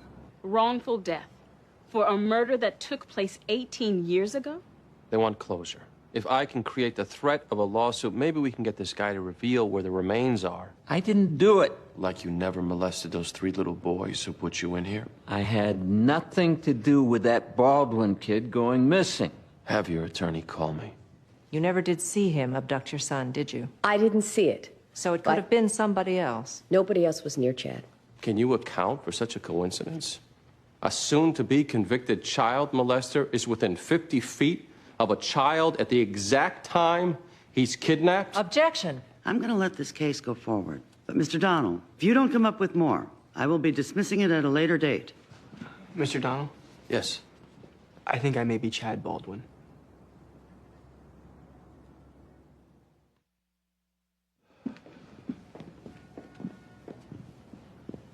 What makes you think you're Chad Baldwin? I think my mother can answer that better than I can. However, I want your assurance that she's not going to get in any trouble. Why would she? The man who kidnapped Chad Baldwin, the man that you sued, John Pierce. He's the man who gave me to my mother. In Brockton, in 1983, it was the same year that the Baldwin's child disappeared. He wasn't using the same name then, but... Gave you a child? Why didn't you go to the police? Because he told her I was his son. He asked me to watch James for a few days while he went out of town. He never came back. Excuse me. Chad's picture was all over the news for weeks. How could you not have known he had been kidnapped? She didn't. And we're not here for you to cross-examine her like she's a criminal. I never watched television.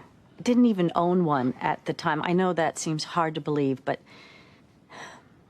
I wasn't hiding him. You will have to talk to the police. And probably talk to the district attorney as well. I know. And I know I should have gone to them 18 years ago. Whatever I did wrong, I am willing to accept the consequences. Now that I realize who he is and what the Baldwins have gone through. And this is why you're coming forward. That, and because James has the right to know his birth parents. Do you even remember John Pierce? No, I don't even remember being Chad Baldwin. And you're really sure you are? A picture of my mother with John Pierce. She always told me that he was my father. And then I saw the news. And he's not my father. I'm the boy he kidnapped.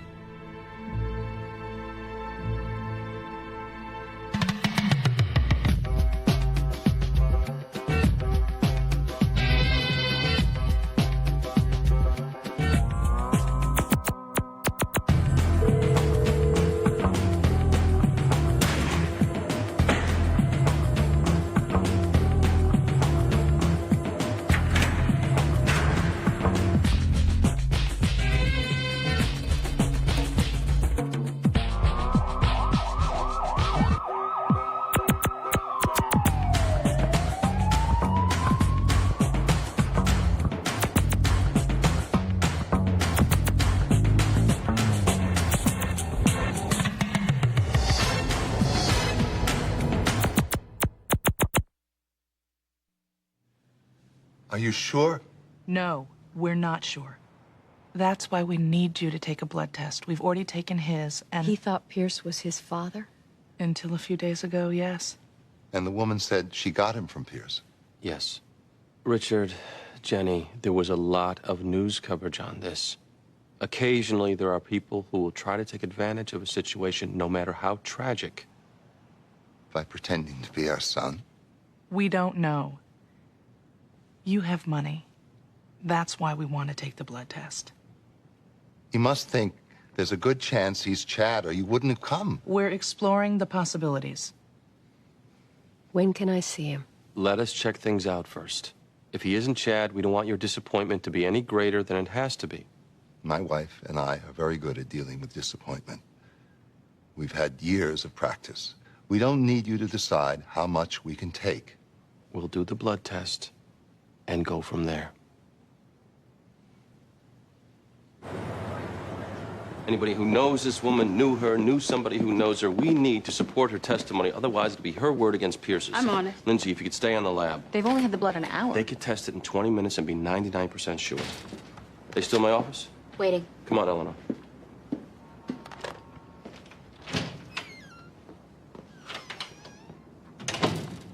Bobby or Eugene here?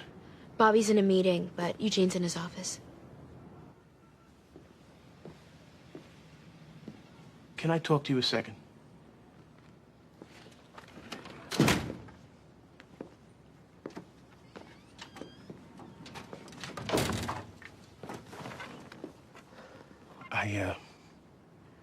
I've joined Gamblers Anonymous. I go to 3 meetings a week. I'm also going to a regular therapist, so I feel confident that I'll be okay. Good. I'd like to apologize to the firm. I was thinking... That can't happen. Rest of the people here don't even know Jimmy. Should they know, they become obligated by law to report you. I guess what I'm saying, I'm willing to accept it if that's what anybody chooses to do. But nobody will choose to do it, that's the problem. They'll keep your secret and be potentially liable for doing so. If you really want to protect them here, do not tell. Okay. Are we okay? You and me?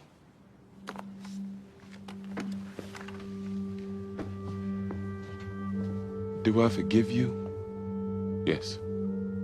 Am I here to help you any way I can? Maybe. But are we okay, like everything's back to normal? No. I don't trust you as much.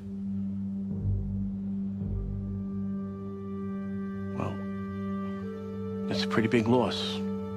Yes, it is. And Jimmy, it's not just yours. That ever occur to you?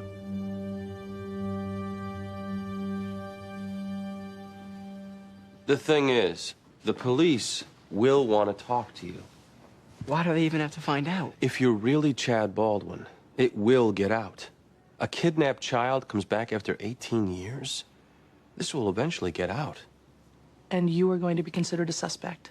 You kept the child, you never contacted the police. You will certainly be considered an accessory. I thought he was Pierce's son. Yes, and assuming that's true, if you try to be sneaky about this now, you will lose all credibility with the police when they come to ask you questions. And they will come. So what are you suggesting we do? Assuming you are Chad Baldwin, I'd like to go to the district attorney's office. I think we can make a deal. I'm hopeful they'll give you immunity. And what would I have to give them? John Pierce, you can put him away. Can you promise you'll be protected? No. Bobby, line 2. It's the lab.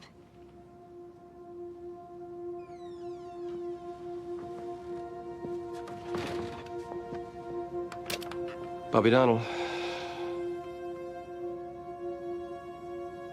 Send me the report. Thank you.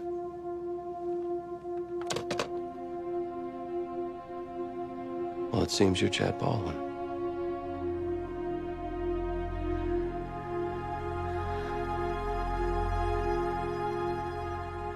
The blood test is conclusive.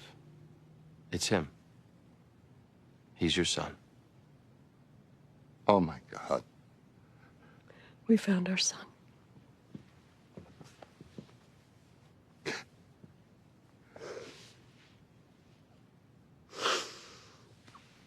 Oh. When can we see him? He says he'd like to do it at the office. I need to sit down. I'm shaking.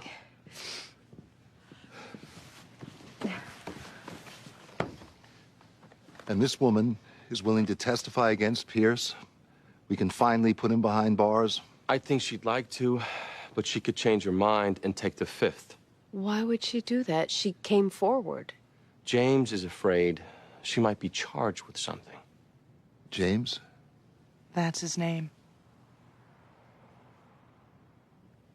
Here's what we want. We want our son back, and we want the man who kidnapped him punished. And you're willing to not punish her. I'd like to go to the DA and tell her the two of you, the victims, are in favor of granting Allison Tucker some kind of immunity. We could get you and your son reunited and put Mr. Pierce back in prison. Let's do that.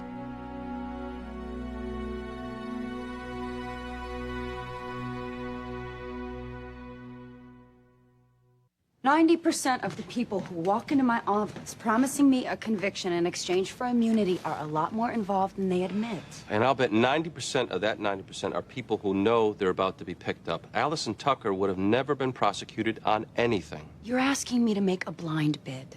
The Baldwins support it.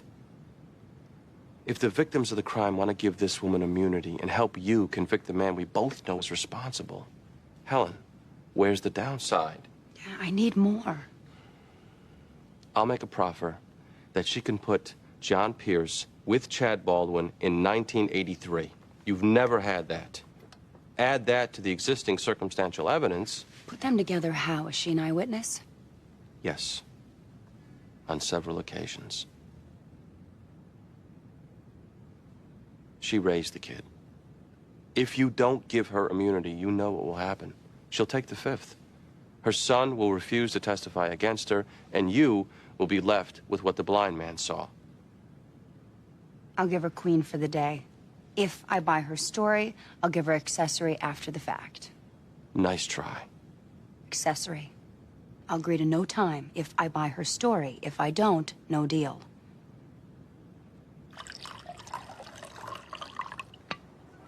Thank you. You okay? Yeah. Just kind of hitting me. My whole life, I thought my father was just Pierce, man. Do you have any pictures of him? The Baldwins? I don't think so. But you've met them. Yeah. They seem really nice. And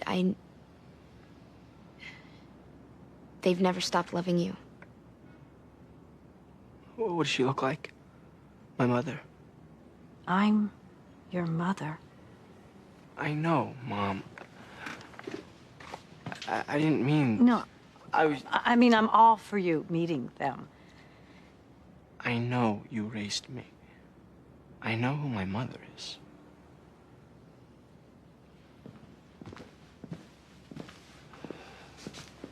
We need to go.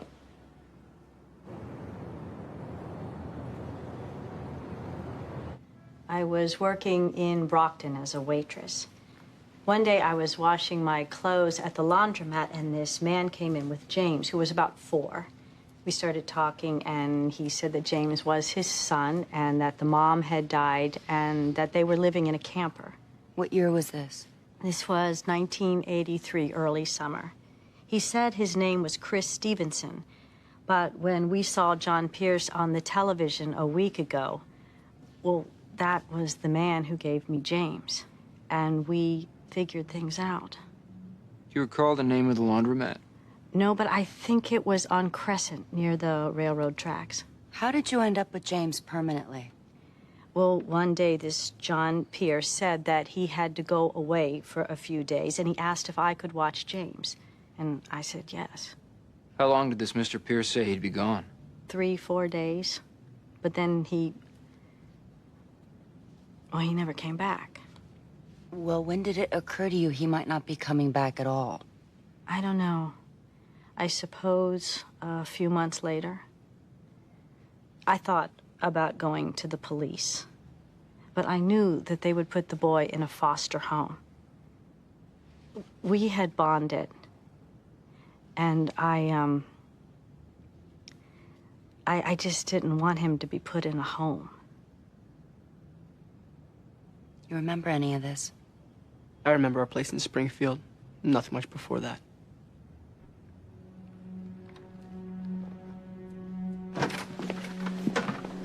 You believe her? I don't know.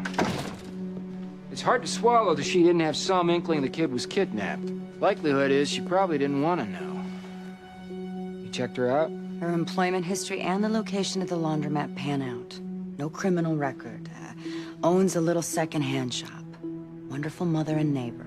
Well, even if she knew, she still took the kid out of the hands of a child molester. Meaning? She left the situation better than she found it. Well, if she knew he was kidnapped, she should have come forward. Look, our end game is to get Pierce. She can help us do that. You think I should make the deal? She'll plead to accessory? No time served. I think you should make the deal. We're in. You get your immunity if you testify against Pierce. So, she can't be prosecuted? That's right.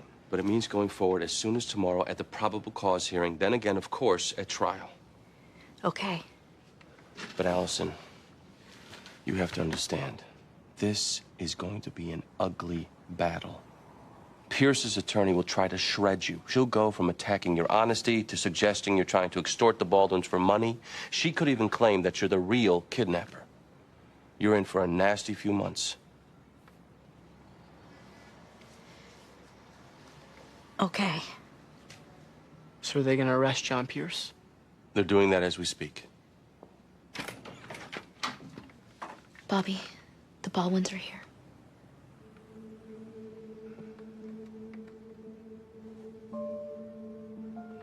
Would you like us to leave? No. I mean, I don't know. I mean, it's okay. It's okay. Showman.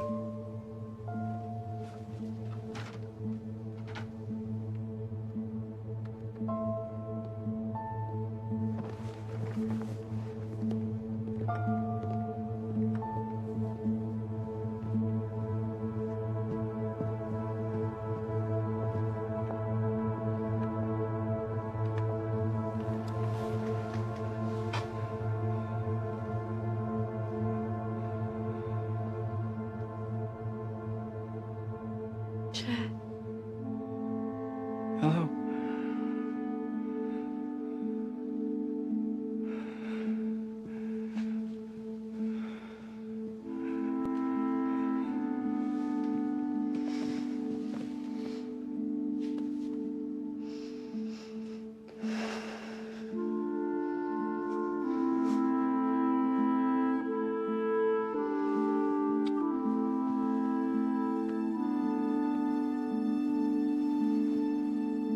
Hello, son. Hi, Dad.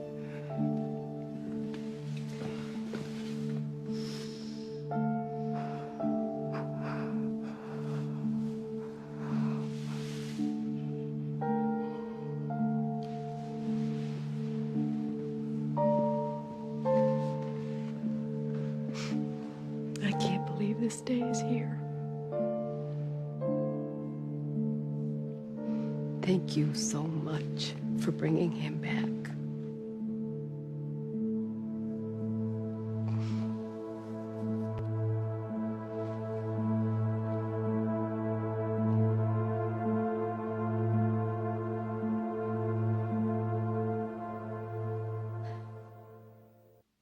Incredibly, it was the publicity of last week's civil proceeding that led James Tucker to conclude that he, in fact, is the missing Chad Baldwin. John Pierce was arrested last night without incident. His probable cause hearing is scheduled for 9 o'clock. Anything from Rebecca? She's still in Brockton. She should be back by lunch. I hope she finds somebody to support that woman's story. You don't think the judge will believe her? Don't know.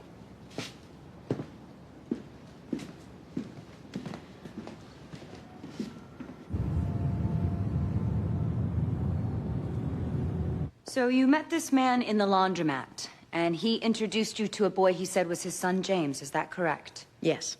And this boy is the young man you now know is the son of Richard and Jenny Baldwin, the son that was kidnapped 18 years ago. That's correct.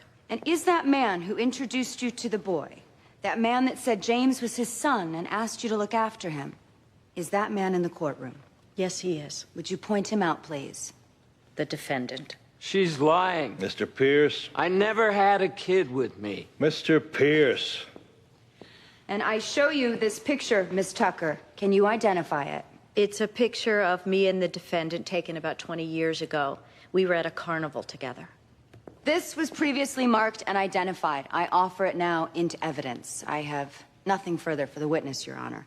Though I remind the court that all the testimony from last week's civil proceeding has been entered as recorded testimony evidence.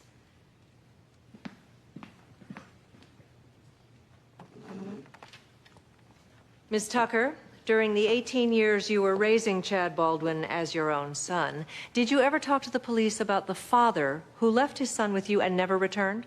No. Did you talk to anyone about it in 18 years? No. You kept the whole thing a secret. Is that a fair statement? I guess you could say that. Did you keep it a secret because you knew what you were doing was illegal? I know that what I did was wrong, and yes, it was probably illegal. But at the time, I really believed that what I was doing was best for James. You claim Mr. Pierce asked you to watch Chad for a few days and never returned. Yes. Did you ever tell any of your fellow workers at the Golden Cup why you were quitting? No.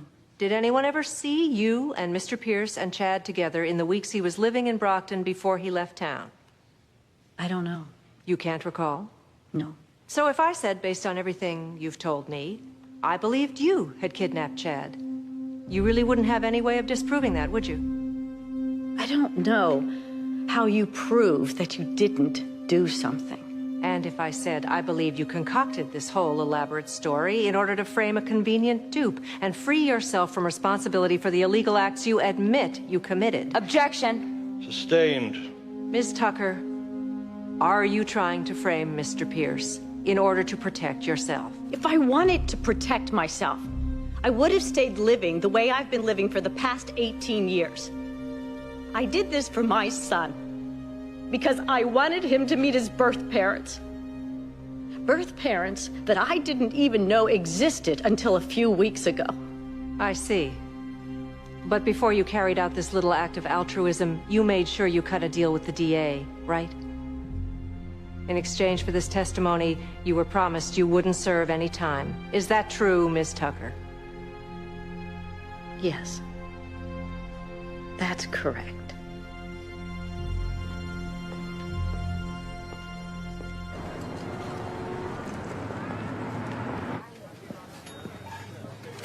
My sister and I don't really communicate much anymore, Miss Washington. I'm just looking...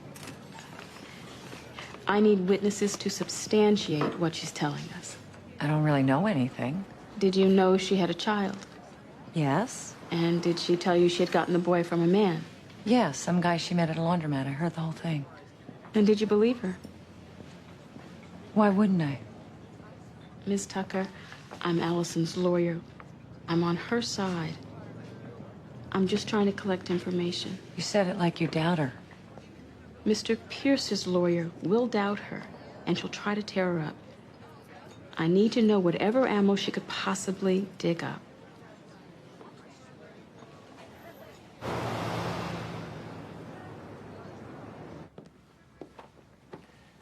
Can I talk to you?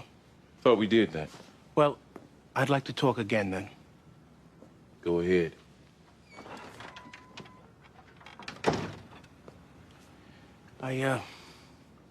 I can't get it out of my head about what you said. About shattering trust. And, well, I realized I was betting money. I even knew I was betting the client's money. And I suppose I knew I was gambling with the firm's reputation. What never really hit me, until you said what you said, was that I was wagering friendships. And, I guess that means I was willing to. But on that, I wasn't really aware.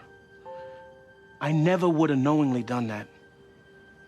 You people here, you're really the only thing I have that truly means anything to me.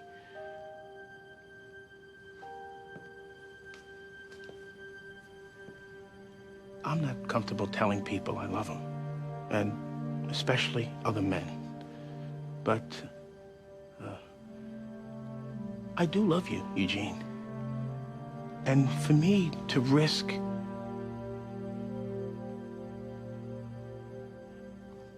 I'm an addict.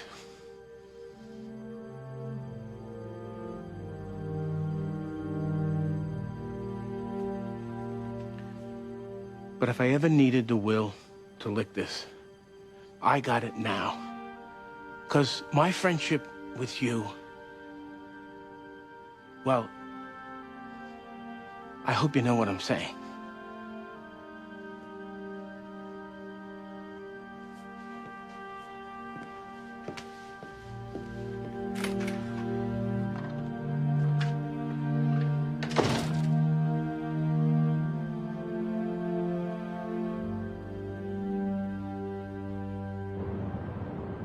They offered nothing new.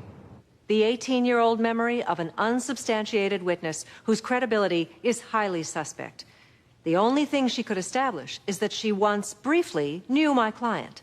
Even if the court were able to accept her concoction, you would certainly have to recognize, Your Honor, that this newly discovered evidence could never satisfy at trial the burden of guilt beyond reasonable doubt.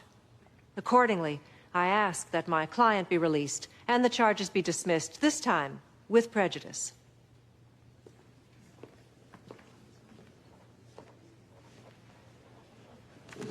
We already had an eyewitness.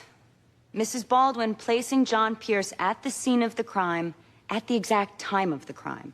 We found 3 Legos inside Mr. Pierce's apartment. Chad Baldwin was seen playing with Legos at the scene. He has convictions for 2 other child molestation. I'm sorry, those will not come into evidence. I think they will. They go to pattern. The prejudicial value alone. Civil liberties are less in style than they used to be. I would appreciate getting to finish my statement much like she got to finish hers. Go ahead.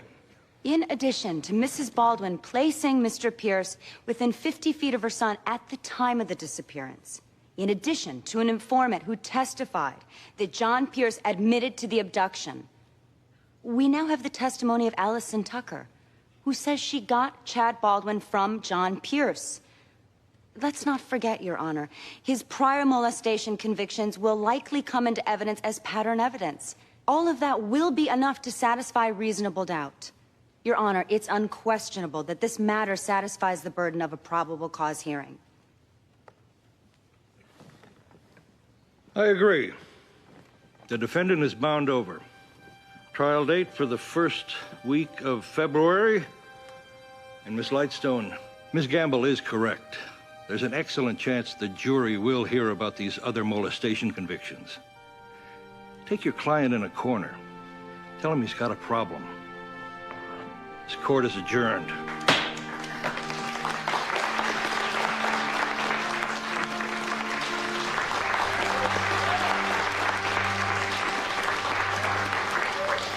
I can't believe it. We may finally get him. Well, I'm gonna need you for trial, which you heard will be in February. Okay. Bobby, Hey, Beck. in a sec. Sure. Listen, before we get carried away, I'd like to try to settle this. Our leverage is good, and with the chance of the other convictions being suppressed, and there is that chance, I'd like to get what we can get now. How long? If I could get 8 years, I'd be thrilled. You okay with that? I guess. Allison, can I talk to you for a second?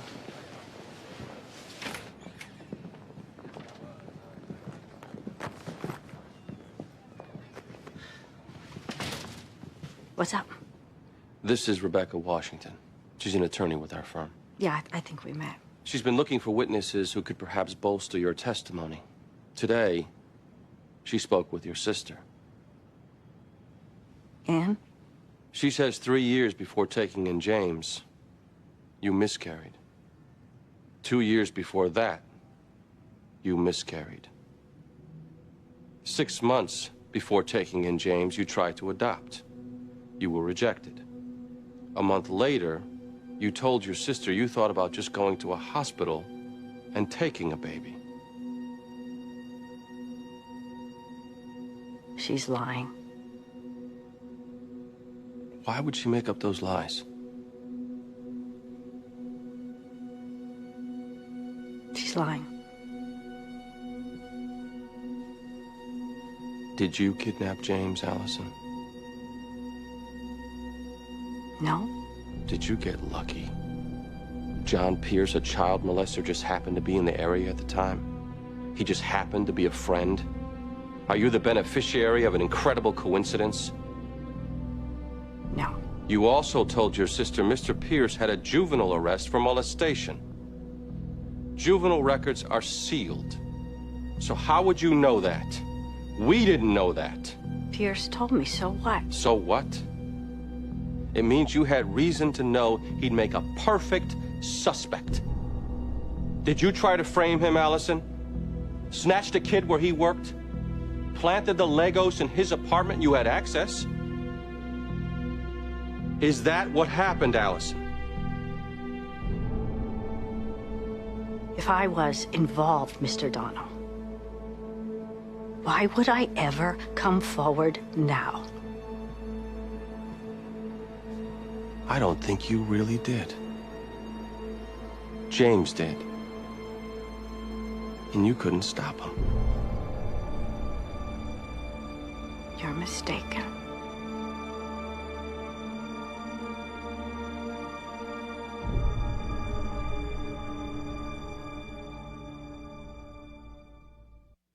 The question is, what do we do now? Well, if Beck found this out, I gotta believe the police will too. No, the sister's not talking to the police. She spoke to me because I'm Allison's lawyer. Which raises another issue. We're Allison's lawyers. The conflict of interest we spoke of before has reared its ugly head. Do we tell the Baldwins? How do we not? I agree. You have to tell the Baldwins and Allison. Wait a second. Allison could still have criminal exposure on this for obstruction of justice or perjury. It doesn't matter. She didn't reveal the information. Her sister did. It's not privileged. But Eugene, I am telling the Baldwins. What's happening with Pierce? No. John. I didn't do it. I won't say I did. I'd finished listening before declaring your position, Mr. Pierce. Helen? This is a one-time only offer. You know the evidence we have. The judge indicated he's going to admit the molestation conviction. I didn't do it. I admit I knew the woman, but I never took the kid. She must have been. She's trying to frame me. She's trying to frame you 18 years later. What is this, careful planning? I don't know what's going on. I was friends with her, but I never grabbed that kid. You've got till noon tomorrow. I'm offering you reckless endangerment for a kidnapping. That is a gift, which I am willing to give you to spare putting those families through a trial. And I hope you turn it down. Because I love to go after guys who go after kids.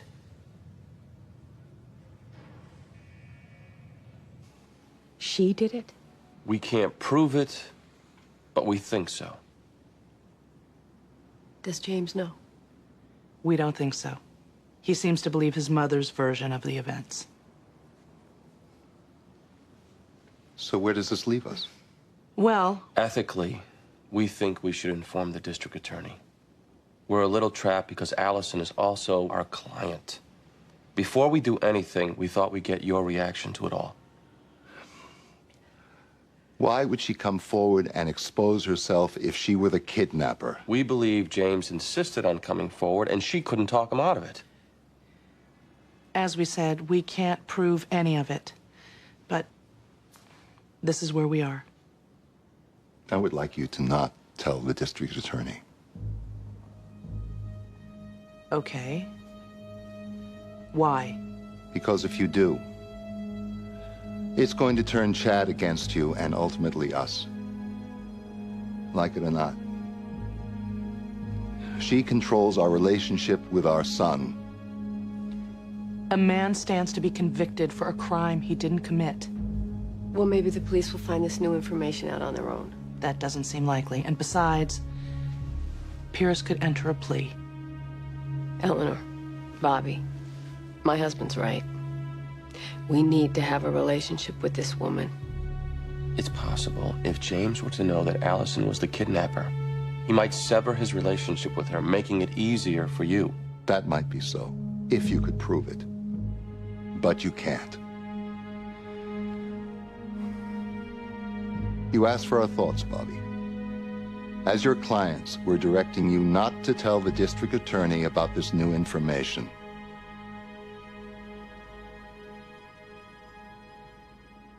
He maintains his innocence. Oh, come on, Henrietta. He does. Helen, what can I tell you? It's not about what you tell me, it's about what you say to him. You gotta advise him of his legal chances here.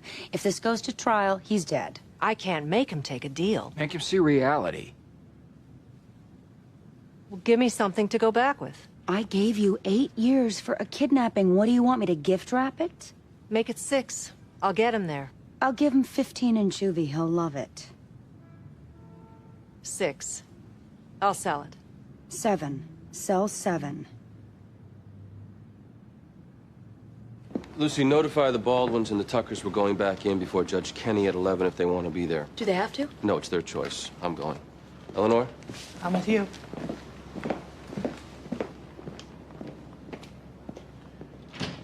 So this guy's going back to prison? Seems so.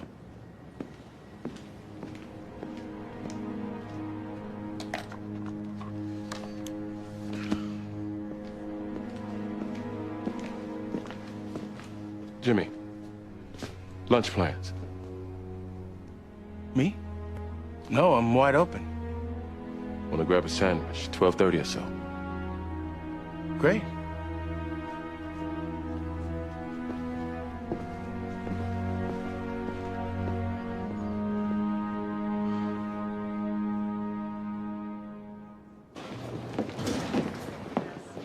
Bobby, You're here. we were close when Lucy called. The case is over? They supposedly have reached a deal. There's a joint recommendation scheduled before Judge Kenny. Listen, I know we've already discussed this, but I'm going to say it again. If Pierce is doing jail time, he's serving it quite possibly for a crime he didn't commit. Will you really be able to live with that? John Pierce is a two-time child molester, whether or not he actually kidnapped Chad. He served his time for those offenses. I'm not going to lose sleep for him. This is my time to make up for 18 lost years with my son.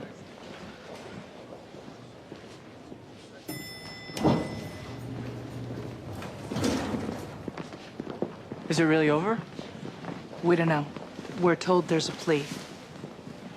Allison, could I see you in private in the witness room? I'll go with you. No, this is private, Bobby. I'm going with you.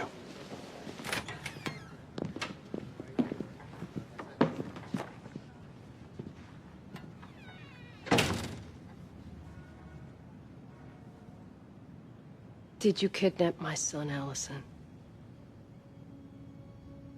I asked you a question, and I would appreciate an answer.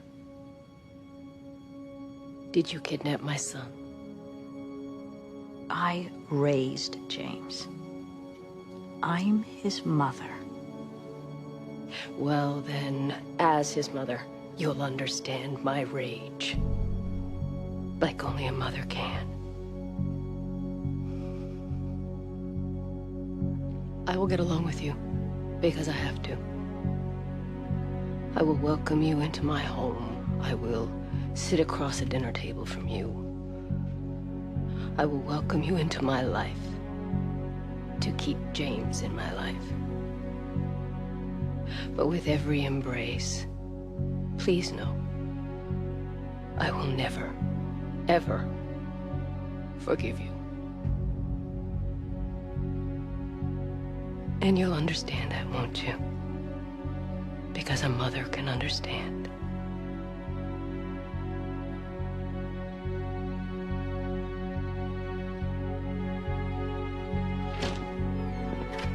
Court's in session. Let's go.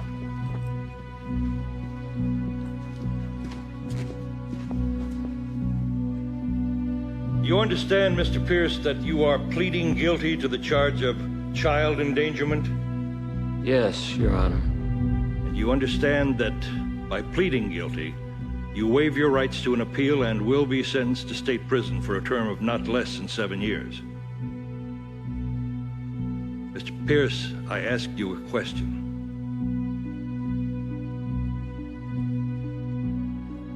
Yes, Your Honor, I understand it all. Miss Lightstone, you support and recommend this plea? I do, Your Honor. All right, then. The plea is entered and accepted. Mr. Pierce, you are hereby found guilty of the charge of child endangerment. Security, take Mr. Pierce into custody. This court is adjourned.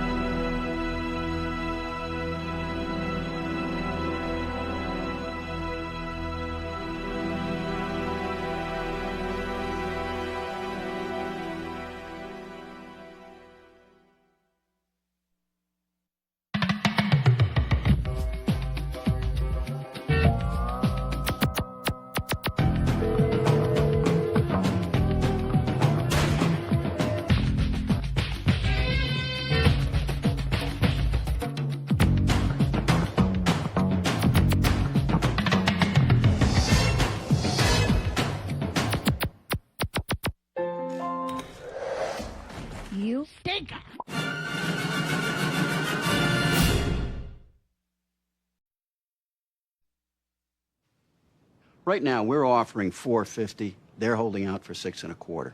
You're prepared to go to trial over $175,000. We have to. The insurance industry as a whole is taking a hit because we're paying out too much in damage claims. We're now perceived as being soft, and the truth is we have to be seen as ready to litigate. Well, what about these big jury awards? That doesn't scare you? Oh, it does, but it means that we can't be satisfied with just going to trial. We have to win. And this starts tomorrow? Yes, but the reality is, if the plaintiff sees us bringing you guys on last minute, they'll realize that we're serious about going to trial, and we truly think that they'll settle. We're primarily criminal, Gordon, not civil. Understood. But we are going to draw a very blue-collar jury, which is why we want you, Mr. Berluti. Now, Mr. Young, no disrespect to your talent, which we know is enormous. The plaintiff is African-American, as are several of the jurors. Now, we don't anticipate any bias, but we want that to be covered. So we want you to do the plaintiff's cross. Now, I have a videotape of his deposition, which I'll leave for you to watch. But like I said, with you alongside, perhaps that will push the plaintiffs to settle. We're so close as it is. The plaintiff is poor, working class. The plaintiff is 10 years old. Our client ran him over with his SUV. But he survived. Oh, yes. That's why they're holding out for $625. If he died, I think that we could have settled for $3. I'm sorry. That perhaps sounded cold. Perhaps.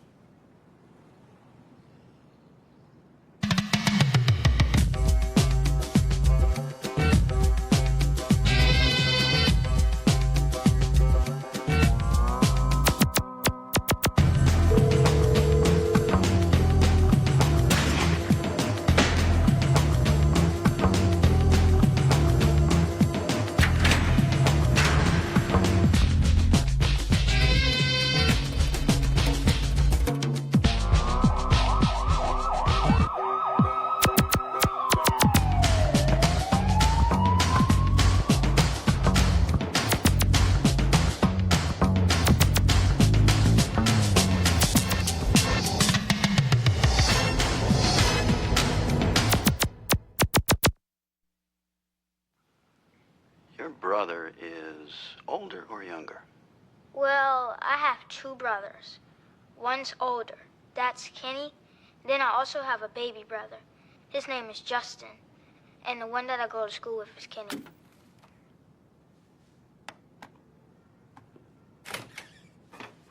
All set? Ready. Let's go. We'll call in, let you know. Good luck. So they didn't settle after all?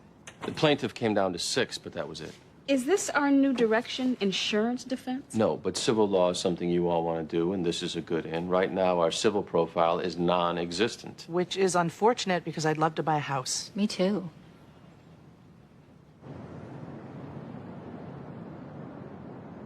I was walking home from school when I got to the corner. Pembleton and Columbus. Yes. And I waited till the sign said walk, so I started to cross.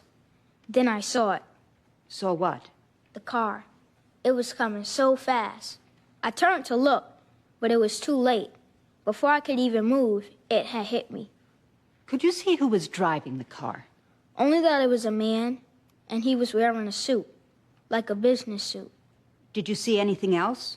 I saw he was looking down where a phone would be, and he wasn't looking at where he was driving. Objection. Overruled. It's his observation.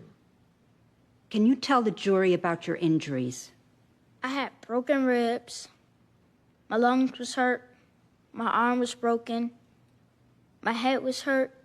And a bone was broken in my shin. Have you had any other problems besides broken bones? I can't learn. You can't learn? I don't remember anything that they teach me at school. Could you before the accident? Yes. And you've talked to the doctors about these problems you've had learning? Yes. Did they tell you whether or not these problems would ever go away? They don't think they will. Thank you, Jason. Right now, another lawyer's going to ask you a few questions, okay? Okay.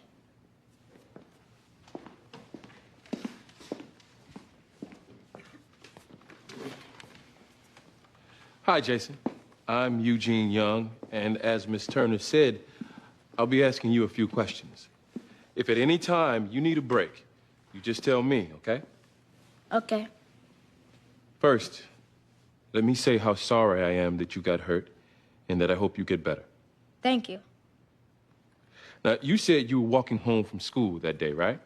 Yes, At the corner, you said you waited for the sign to say walk. I did.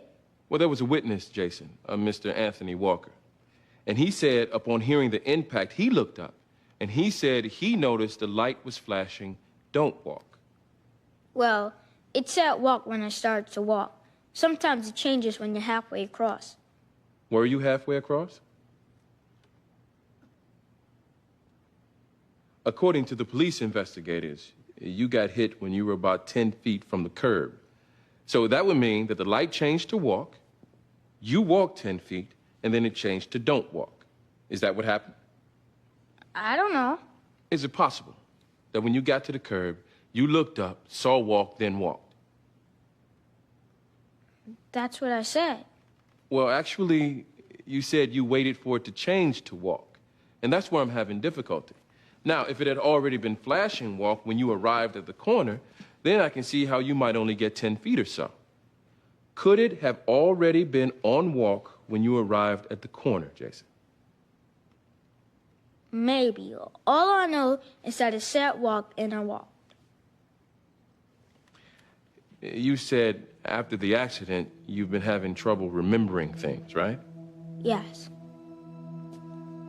Jason, truthfully, do you have a little trouble remembering the accident itself? When you woke up after the accident and the police asked you what happened, did you remember? Not right away. Well, how long after the accident did you start to remember? It took a long time.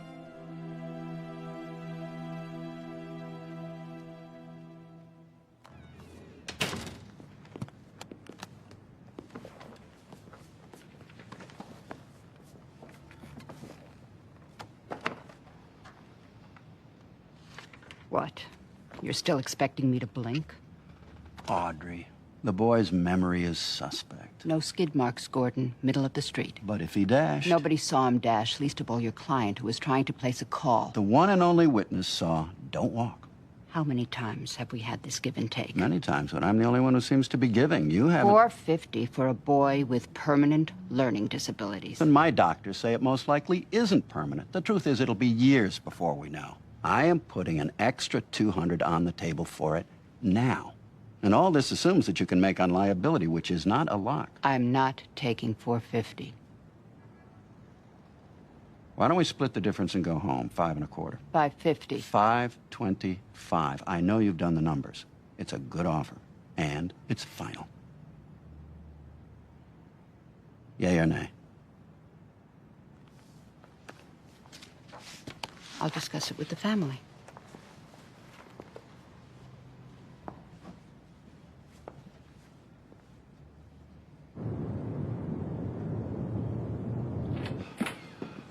How'd it go? Eugene was good. Gentle, but he caught some discrepancies. I don't think the boy really remembers the accident 8.5 at the time. Well, there's another offer out. The feeling is they'll grab it. Can I help you?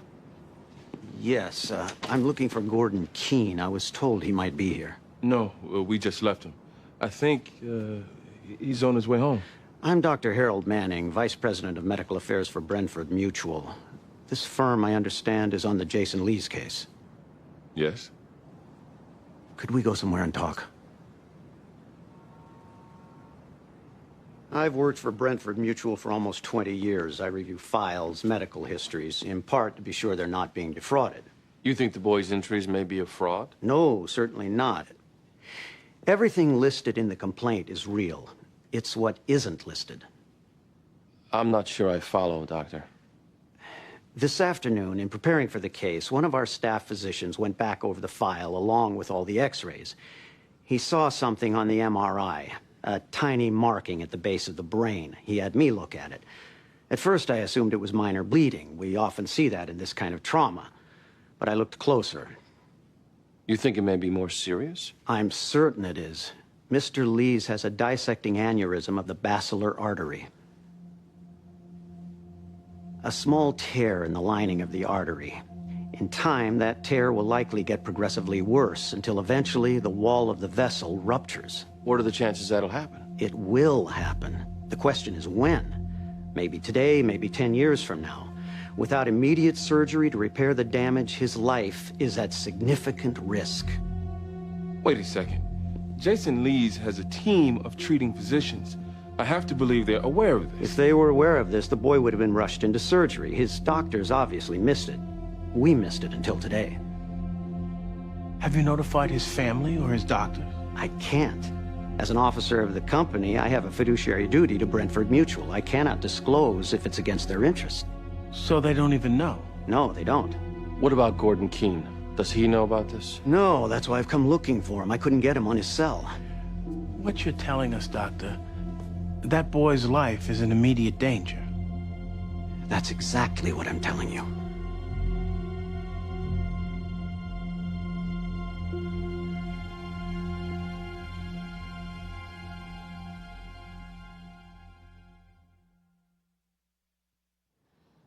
I just got off with Dr. Scanlon. He agrees. Aneurysm. Okay. Whatever they counter tomorrow, we'll accept it, and we'll get the settlement entered immediately. Tomorrow? That kid is in danger tonight. We can't get a settlement entered tonight, Jimmy. So what? Gordon. I hear you, Bobby, but the client has instructed me to get the case settled. If that aneurysm bursts tonight, Brentford Mutual will be on the hook for 10 times that amount. They're willing to run the risk, evidently. I'm not. That's not your call. This is privileged. It's work product. We can't let a kid die. Come on. We are going to settle this thing and then enter it. Then they'll just try to avoid it on fraud as soon as we tell them. Did you advise the client of that? I did. And? The client doesn't want us to tell even after the settlement.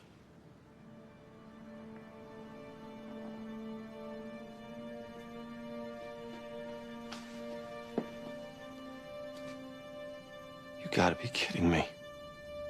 Bobby, Brentford Mutual is hemorrhaging, if you'll pardon the terrible pun. If it gets out that that kid has an aneurysm, it's a multi-million-dollar verdict, even if they're able to repair it. And if it should come out that we knew about that aneurysm and we didn't tell, the public relations alone. That's sick. There's gotta be a way around this. There isn't. The client has given us the instruction. We are ethically prohibited from revealing this information. Now look, I don't like this any more than you do, but I'll take it from here. I'll get this thing settled in the morning. Thanks.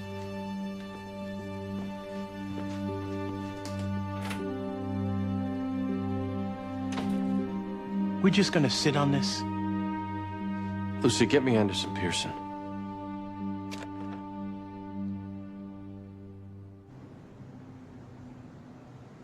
I'm afraid Gordon Keene is right. He can't be. If we know a client is about to cause serious bodily harm, we're allowed to tell. No, that is different from knowing somebody's medical condition as a part of work product. Why? Why should it be any different? In both instances, we have knowledge somebody's about to get hurt. Perhaps that distinction is a ludicrous one, Bobby, but currently the law makes that distinction. If you know your client is about to commit a crime and cause bodily injury, you are permitted to tell. But a medical condition in a civil matter, unless you get the client's permission, you are frozen. Can't you get the client to move on this? No.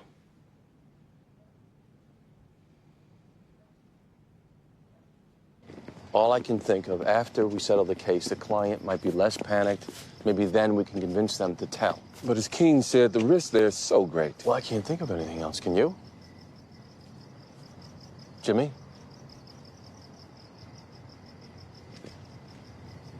Jimmy, any ideas? No. Where are you in the trial? Well, it's obviously going to settle now. But if for some reason it doesn't, are you ready with your closing, Jimmy? Jimmy, is your closing ready? I was gonna head back to work on it now. I don't think we'd get there tomorrow. You gotta stay focused. I'll be ready, if need be.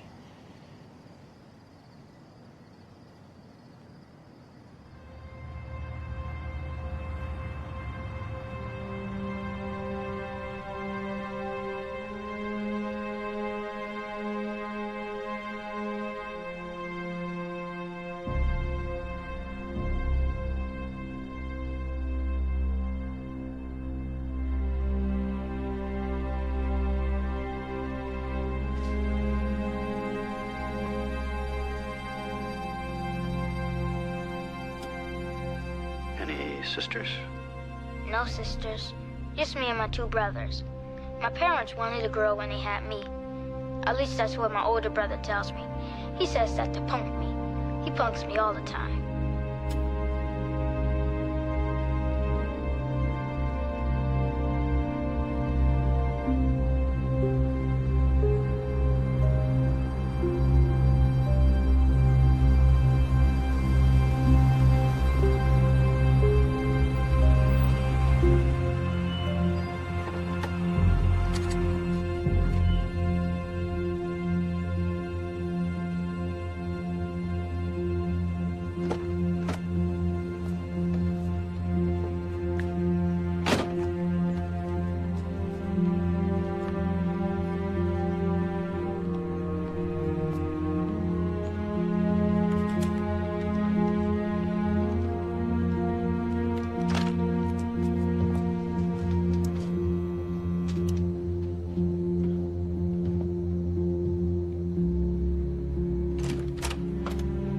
Mr. Lees, my name is James Berluti. I'm one of the lawyers representing Brentford Mutual.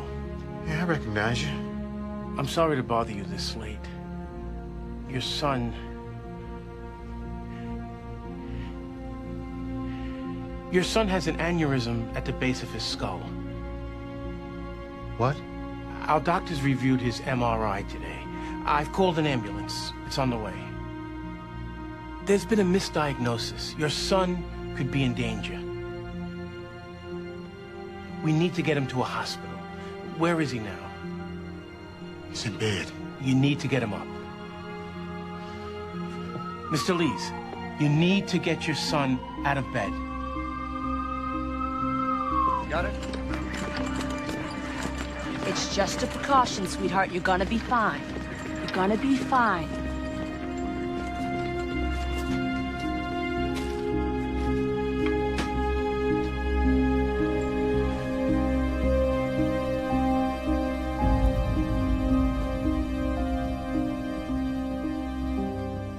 Jimmy. Dr. Manning was right. The boy went into surgery a couple hours ago. Did anything happen? No. I told them. You told them?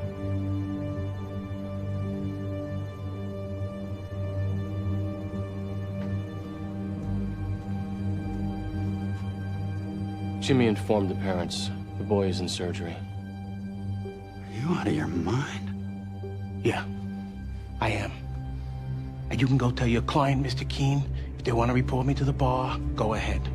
But like you said, the negative publicity will destroy them, and I'll make plenty of noise. Trust me. Is that all you thought about Jimmy being disbarred? You personally and your firm will be on the hook for any damage award above $550,000. You think about that? I wasn't gonna let that kid die.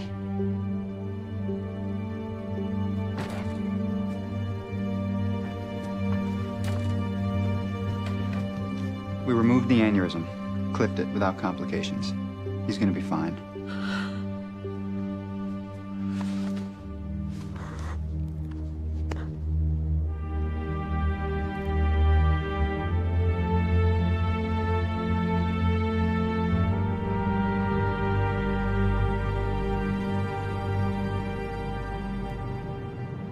Could they tell whether it was about to burst or not? Not really, but it was dangerous enough that they had to operate right away. Was there any bleeding in the brain? No, because it never ruptured. They clipped it.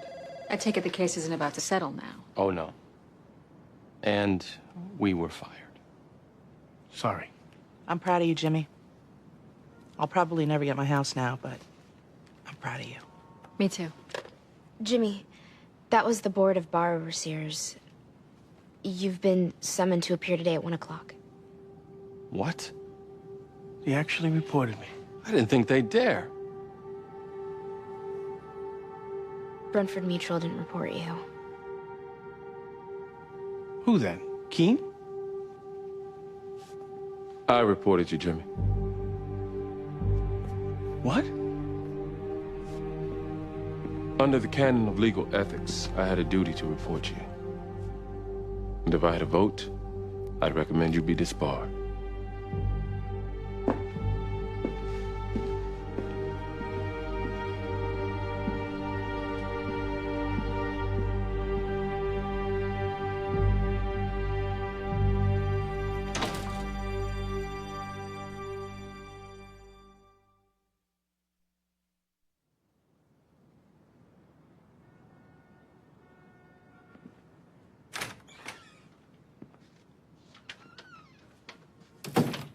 They're calling him in at 1 o'clock. I heard.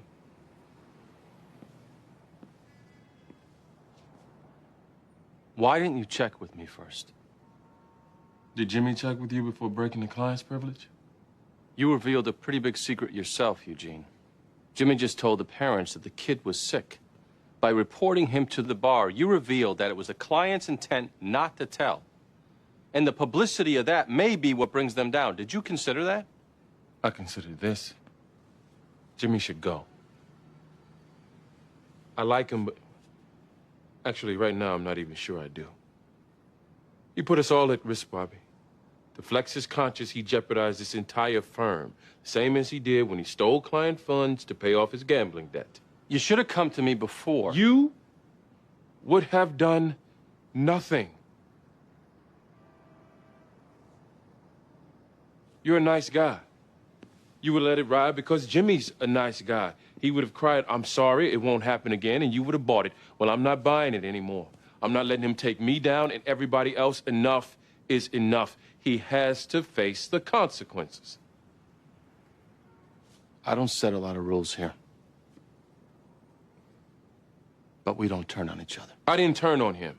He turned on us with what he did. He put us all at risk. By my reporting him, I protected the firm. Oh, so you were protecting us? Damn right. Then why not be open about it? Why not come to me before? Because you would have protected him and put the firm at risk, too. Then aren't we all lucky to have you to look out for us? Imagine how safe you make us feel. You taking his side, Bobby? What he did was wrong. But I don't like what you did either. And if you think you did it the way you did to protect us, then you're lying to yourself.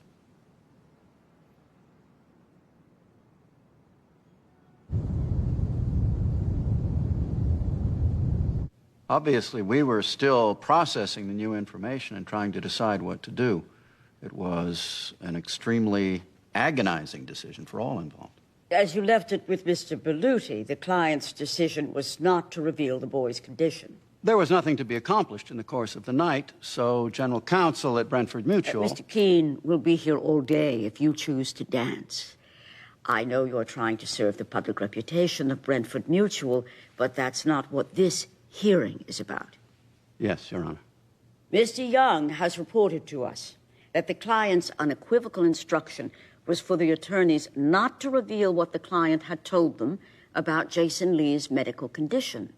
Is that true, sir? Personally, I believe that that decision was subject to change. Answer my question, Mr. Keene. Yes. At the time that Mr. Berluti chose to tell them, the client's wishes were that he not do so. And from your observation, Mr. Berluti was aware of the client's wishes? We were all acutely aware, yes. Okay, we'll take a short break, then resume with Mr. Berluti.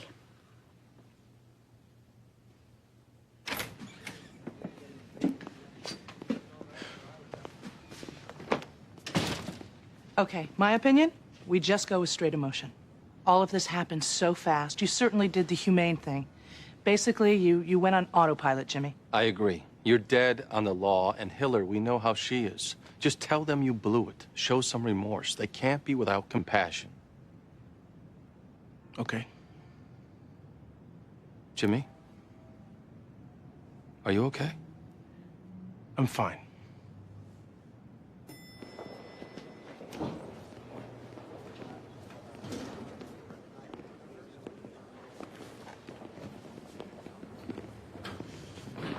Is the hearing going on now?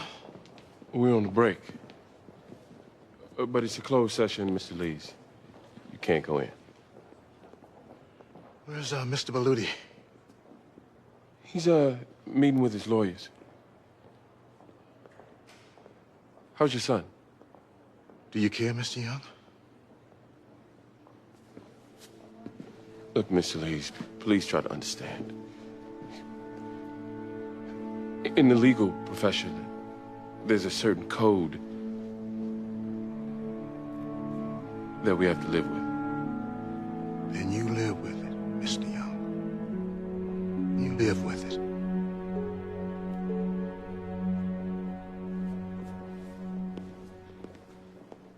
I think, emotion got the better of me. I kind of snapped. You kind of snapped. Like insanity? No. I knew what I was doing. And I admit what I did was wrong. But let's not forget, a life was maybe saved. That boy could have died. I'm a little confused. You say you admit what you did was wrong. Then you go on to defend it. Do you think it was wrong, or don't you? Well, I knew it was wrong under the law. But on a human level, I guess I feel justified. So you chose to commit a knowing violation of the law because you disagreed with that law?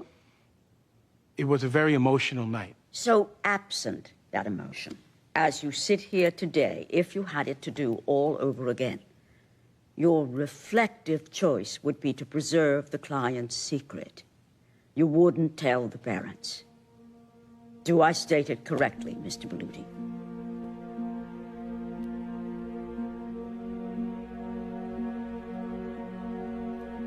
Mr. Belluti, do I state it correctly?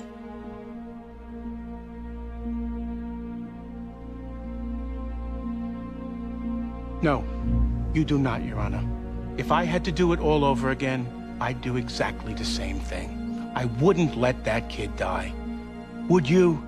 I wouldn't even ask myself the question, sir. We don't consult our personal feelings on a case-by-case basis. As officers of the court, we abide by the law, and under the law, there is no real question here. With all due respect, Your Honor, if you feel that way, then... It's not up to us to feel, that's what... But we do. Whether the law says we can or not, we feel. And if you can be that cold about it, I don't care how good a judge you are, you're not my idea of a human being. Jimmy. No, I don't care. I won't be judged by the three of you. I won't be judged by you. If we're a society of laws, if we're a society that says, let that kid die, then the society needs adjusting. So we should let every lawyer act according to his or her own conscience with no regard for what the rules mandate. The rules should have regard for a conscience. Yours? Mr. Young's conscience might tell him to preserve the trusted confidence of a client. Mr. Young doesn't act out of conscience. Pick another example. I think we understand your position. You don't believe what you did is wrong, and faced with the same choices, you did the same thing over again. Yes. Okay, I think we're done.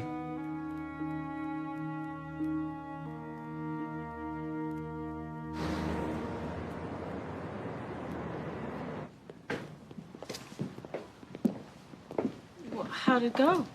Not well. Did they rule? Under advisement. Okay, thank you. I appreciate it. They're willing to let me make a brief summation before they decide, so I'm gonna get to work on it. I don't have a conscience. No, Eugene. You don't. All right. It's all too easy for you. Jimmy, What'd you do last night? Go home, flick on a ball game? You did the easy thing, Jimmy. I don't want to hear any of this. Well, I want to say it. We all wanted to tell. Of course we did, but we were bound by ethical duties we swore to uphold. Even Tell me about ethics. I am telling you. You falsified loan documents. You got fired from a bank. That's how you got hired here in the first place. Old news. A month ago, you stole from a client to pay off your bookie. I damn well will tell you about ethics. You're a thief. And last night, you forked over a client. Was it a popular thing to do? I'm sure, yes. They'll probably give you a medal for it. But it's not what we do. Not to the client. And as lawyers, Jimmy, we owe them our trust. Our trust. You're not trustworthy. You put no premium on what it means to be a lawyer. You disgraced everybody here, and you may have put us all out of business in the process. You want to call yourself a friend, Jimmy?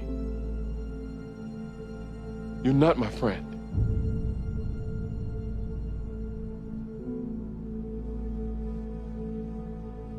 You done? How convenient for you. I'm a gambling addict, but that I stole that money.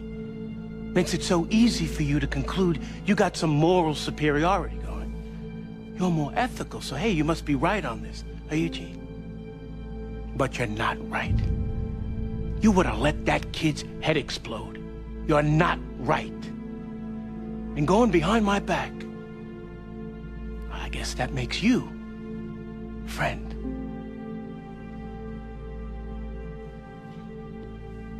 Why didn't you resign, Jimmy? You're about to go blow a confidence, put the firm at risk for $1 million malpractice claim minimum. Why not quit first to protect us? Your conscience ever get out of thought? Nope. But I'll tell you this. I quit now.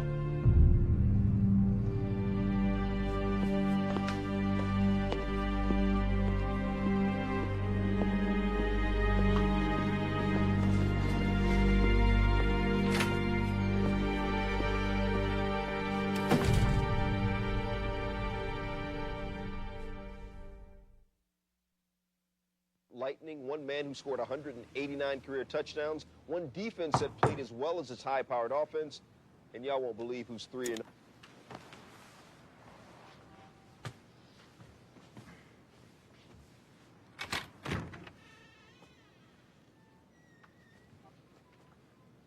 I don't want you to quit. I know you don't, Bobby, but This was an extreme situation. For my money, you took us all off the hook. We all want you back. it kind of begs the question of whether I even get to practice law. Eleanor's been working all night on her statement. Let's not sell her short.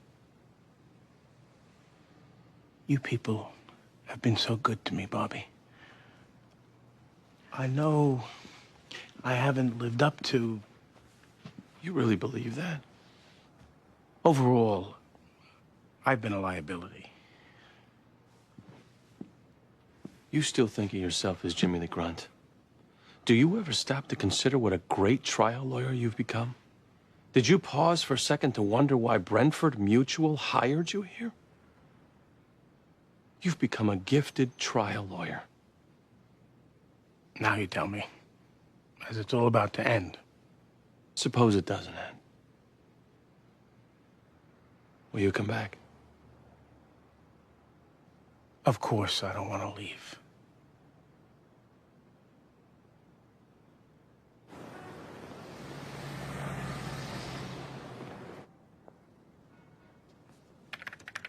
Working pretty late? Just hanging out with all my friends. You don't think we're your friends now, Eugene? I don't know, Rebecca. I just see and hear you all cheering for Jimmy. Eugene, we're standing by him not because we necessarily agree with him, but because he's family. You went outside of the family on this one. It was the right thing to do.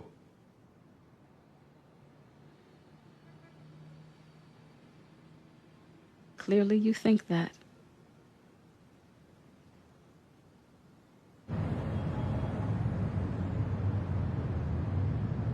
The circumstances were extremely exigent. A human life hanging in the balance. Nobody could presume to know the vice Jimmy Berluti was in 2 nights ago. Ms. Front, I'm sorry, I have to stop you. Lawyers are trained to make difficult decisions. You people of all people make them daily. I've watched you do it in my courtroom. Not with these kinds of stakes. Look, arguing his compassion isn't going to fly. Do I get to give my closing? Yes, you do, but I'm advising you not to whack us on the head with emotion, especially since your client says he'd do it all over again. He has a problem. You got the problem. Jimmy, since you don't want to let Eleanor talk, how about giving me a chance? I thought we heard you clearly yesterday, but if you have more to say, I'm sure we're all quite rapt. I've made a lot of mistakes, but telling those parents to take their son to a hospital wasn't one of them. Yes, it was. You don't get to decide when you follow the rules and when you won't. Otherwise, what kind of anarchy would we have? If the rules are a lawyer can't tell a boy or his family that he has a life-threatening medical situation, an emergency that could kill him any second, if the rules say don't tell, you got a problem. You all have a problem. This system has a problem. I'm sorry. Is it us on trial now? Maybe you should be. The adversarial process stopped being about the truth a long time ago. The adversaries lie to each other. We lie and tell false truths every day. And you wonder why nobody respects us. It started off being about fairness and due process, and it's become about winning. And now, we're to sit quiet while an innocent kid has a time bomb in his head? We're duty-bound to let him die out of privilege? And you expect the public to admire our profession? A person who's honorable, a person with integrity, a person who believes that a human life has sanctity doesn't let an innocent child die. I said this yesterday, and I'll say it again. I will not be judged by you.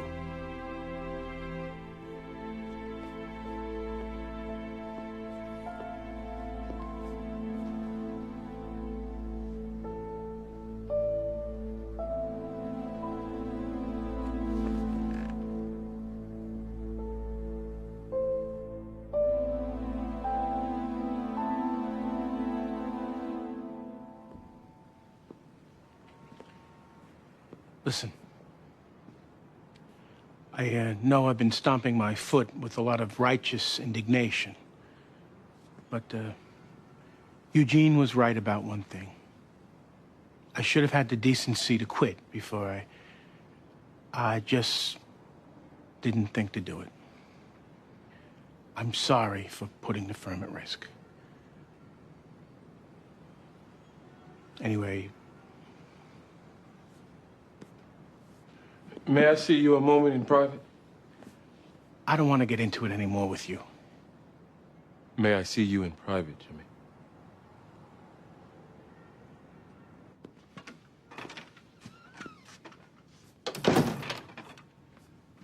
The reason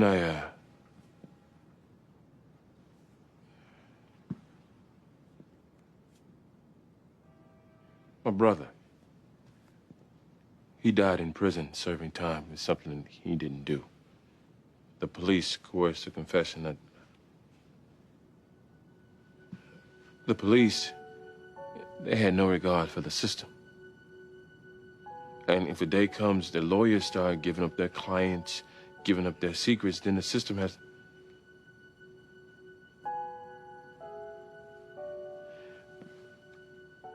I've put more murderers back out there than I can count in the name of this system. I need to believe in its legitimacy.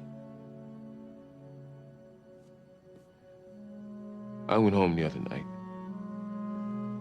and I wanted to tell that family just like we all did. And I kept telling myself I had no choice.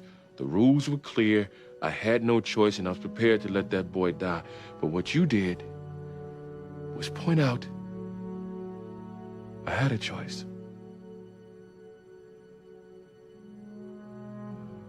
choice you made that I didn't. I suppose, you did what you did and was acting out of emotion. My doing what I did, reporting you going outside of the family, I was acting on emotion as well. Anyway, you're good with me. And I hope in time I'll be good with you.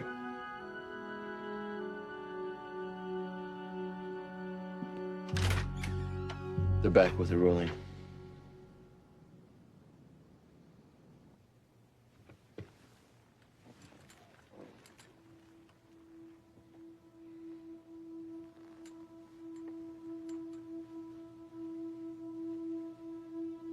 Mr. Beluti, you touched on a number of themes that are very close to me. It's true, we no longer impose the burden on attorneys to be honorable, and that's unfortunate, if not disgraceful. But it's also true, which you know full well, legal ethics and morality are not only two distinct concepts, they're quite often mutually exclusive. And if lawyers start letting personal morality be their compass, the system and all the participants in it are collectively lost. So, we carve out rules, many of them quite strict. And the strictest, perhaps the most paramount, goes to client trust. What a client tells his lawyer is sacrosanct. The attorney doesn't get to decide when he'll honor the privilege and when he won't. You broke that seal, Mr. Beluti. The rule we hold most dear, you broke it. And your moral preaching aside, there's no excuse for it. None.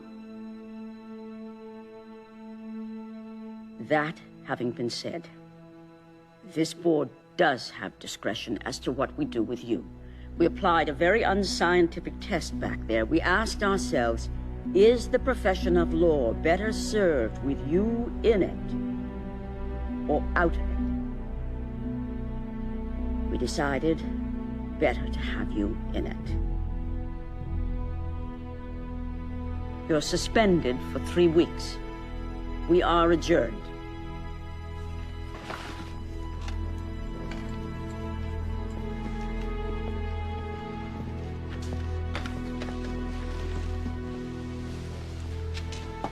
How about that?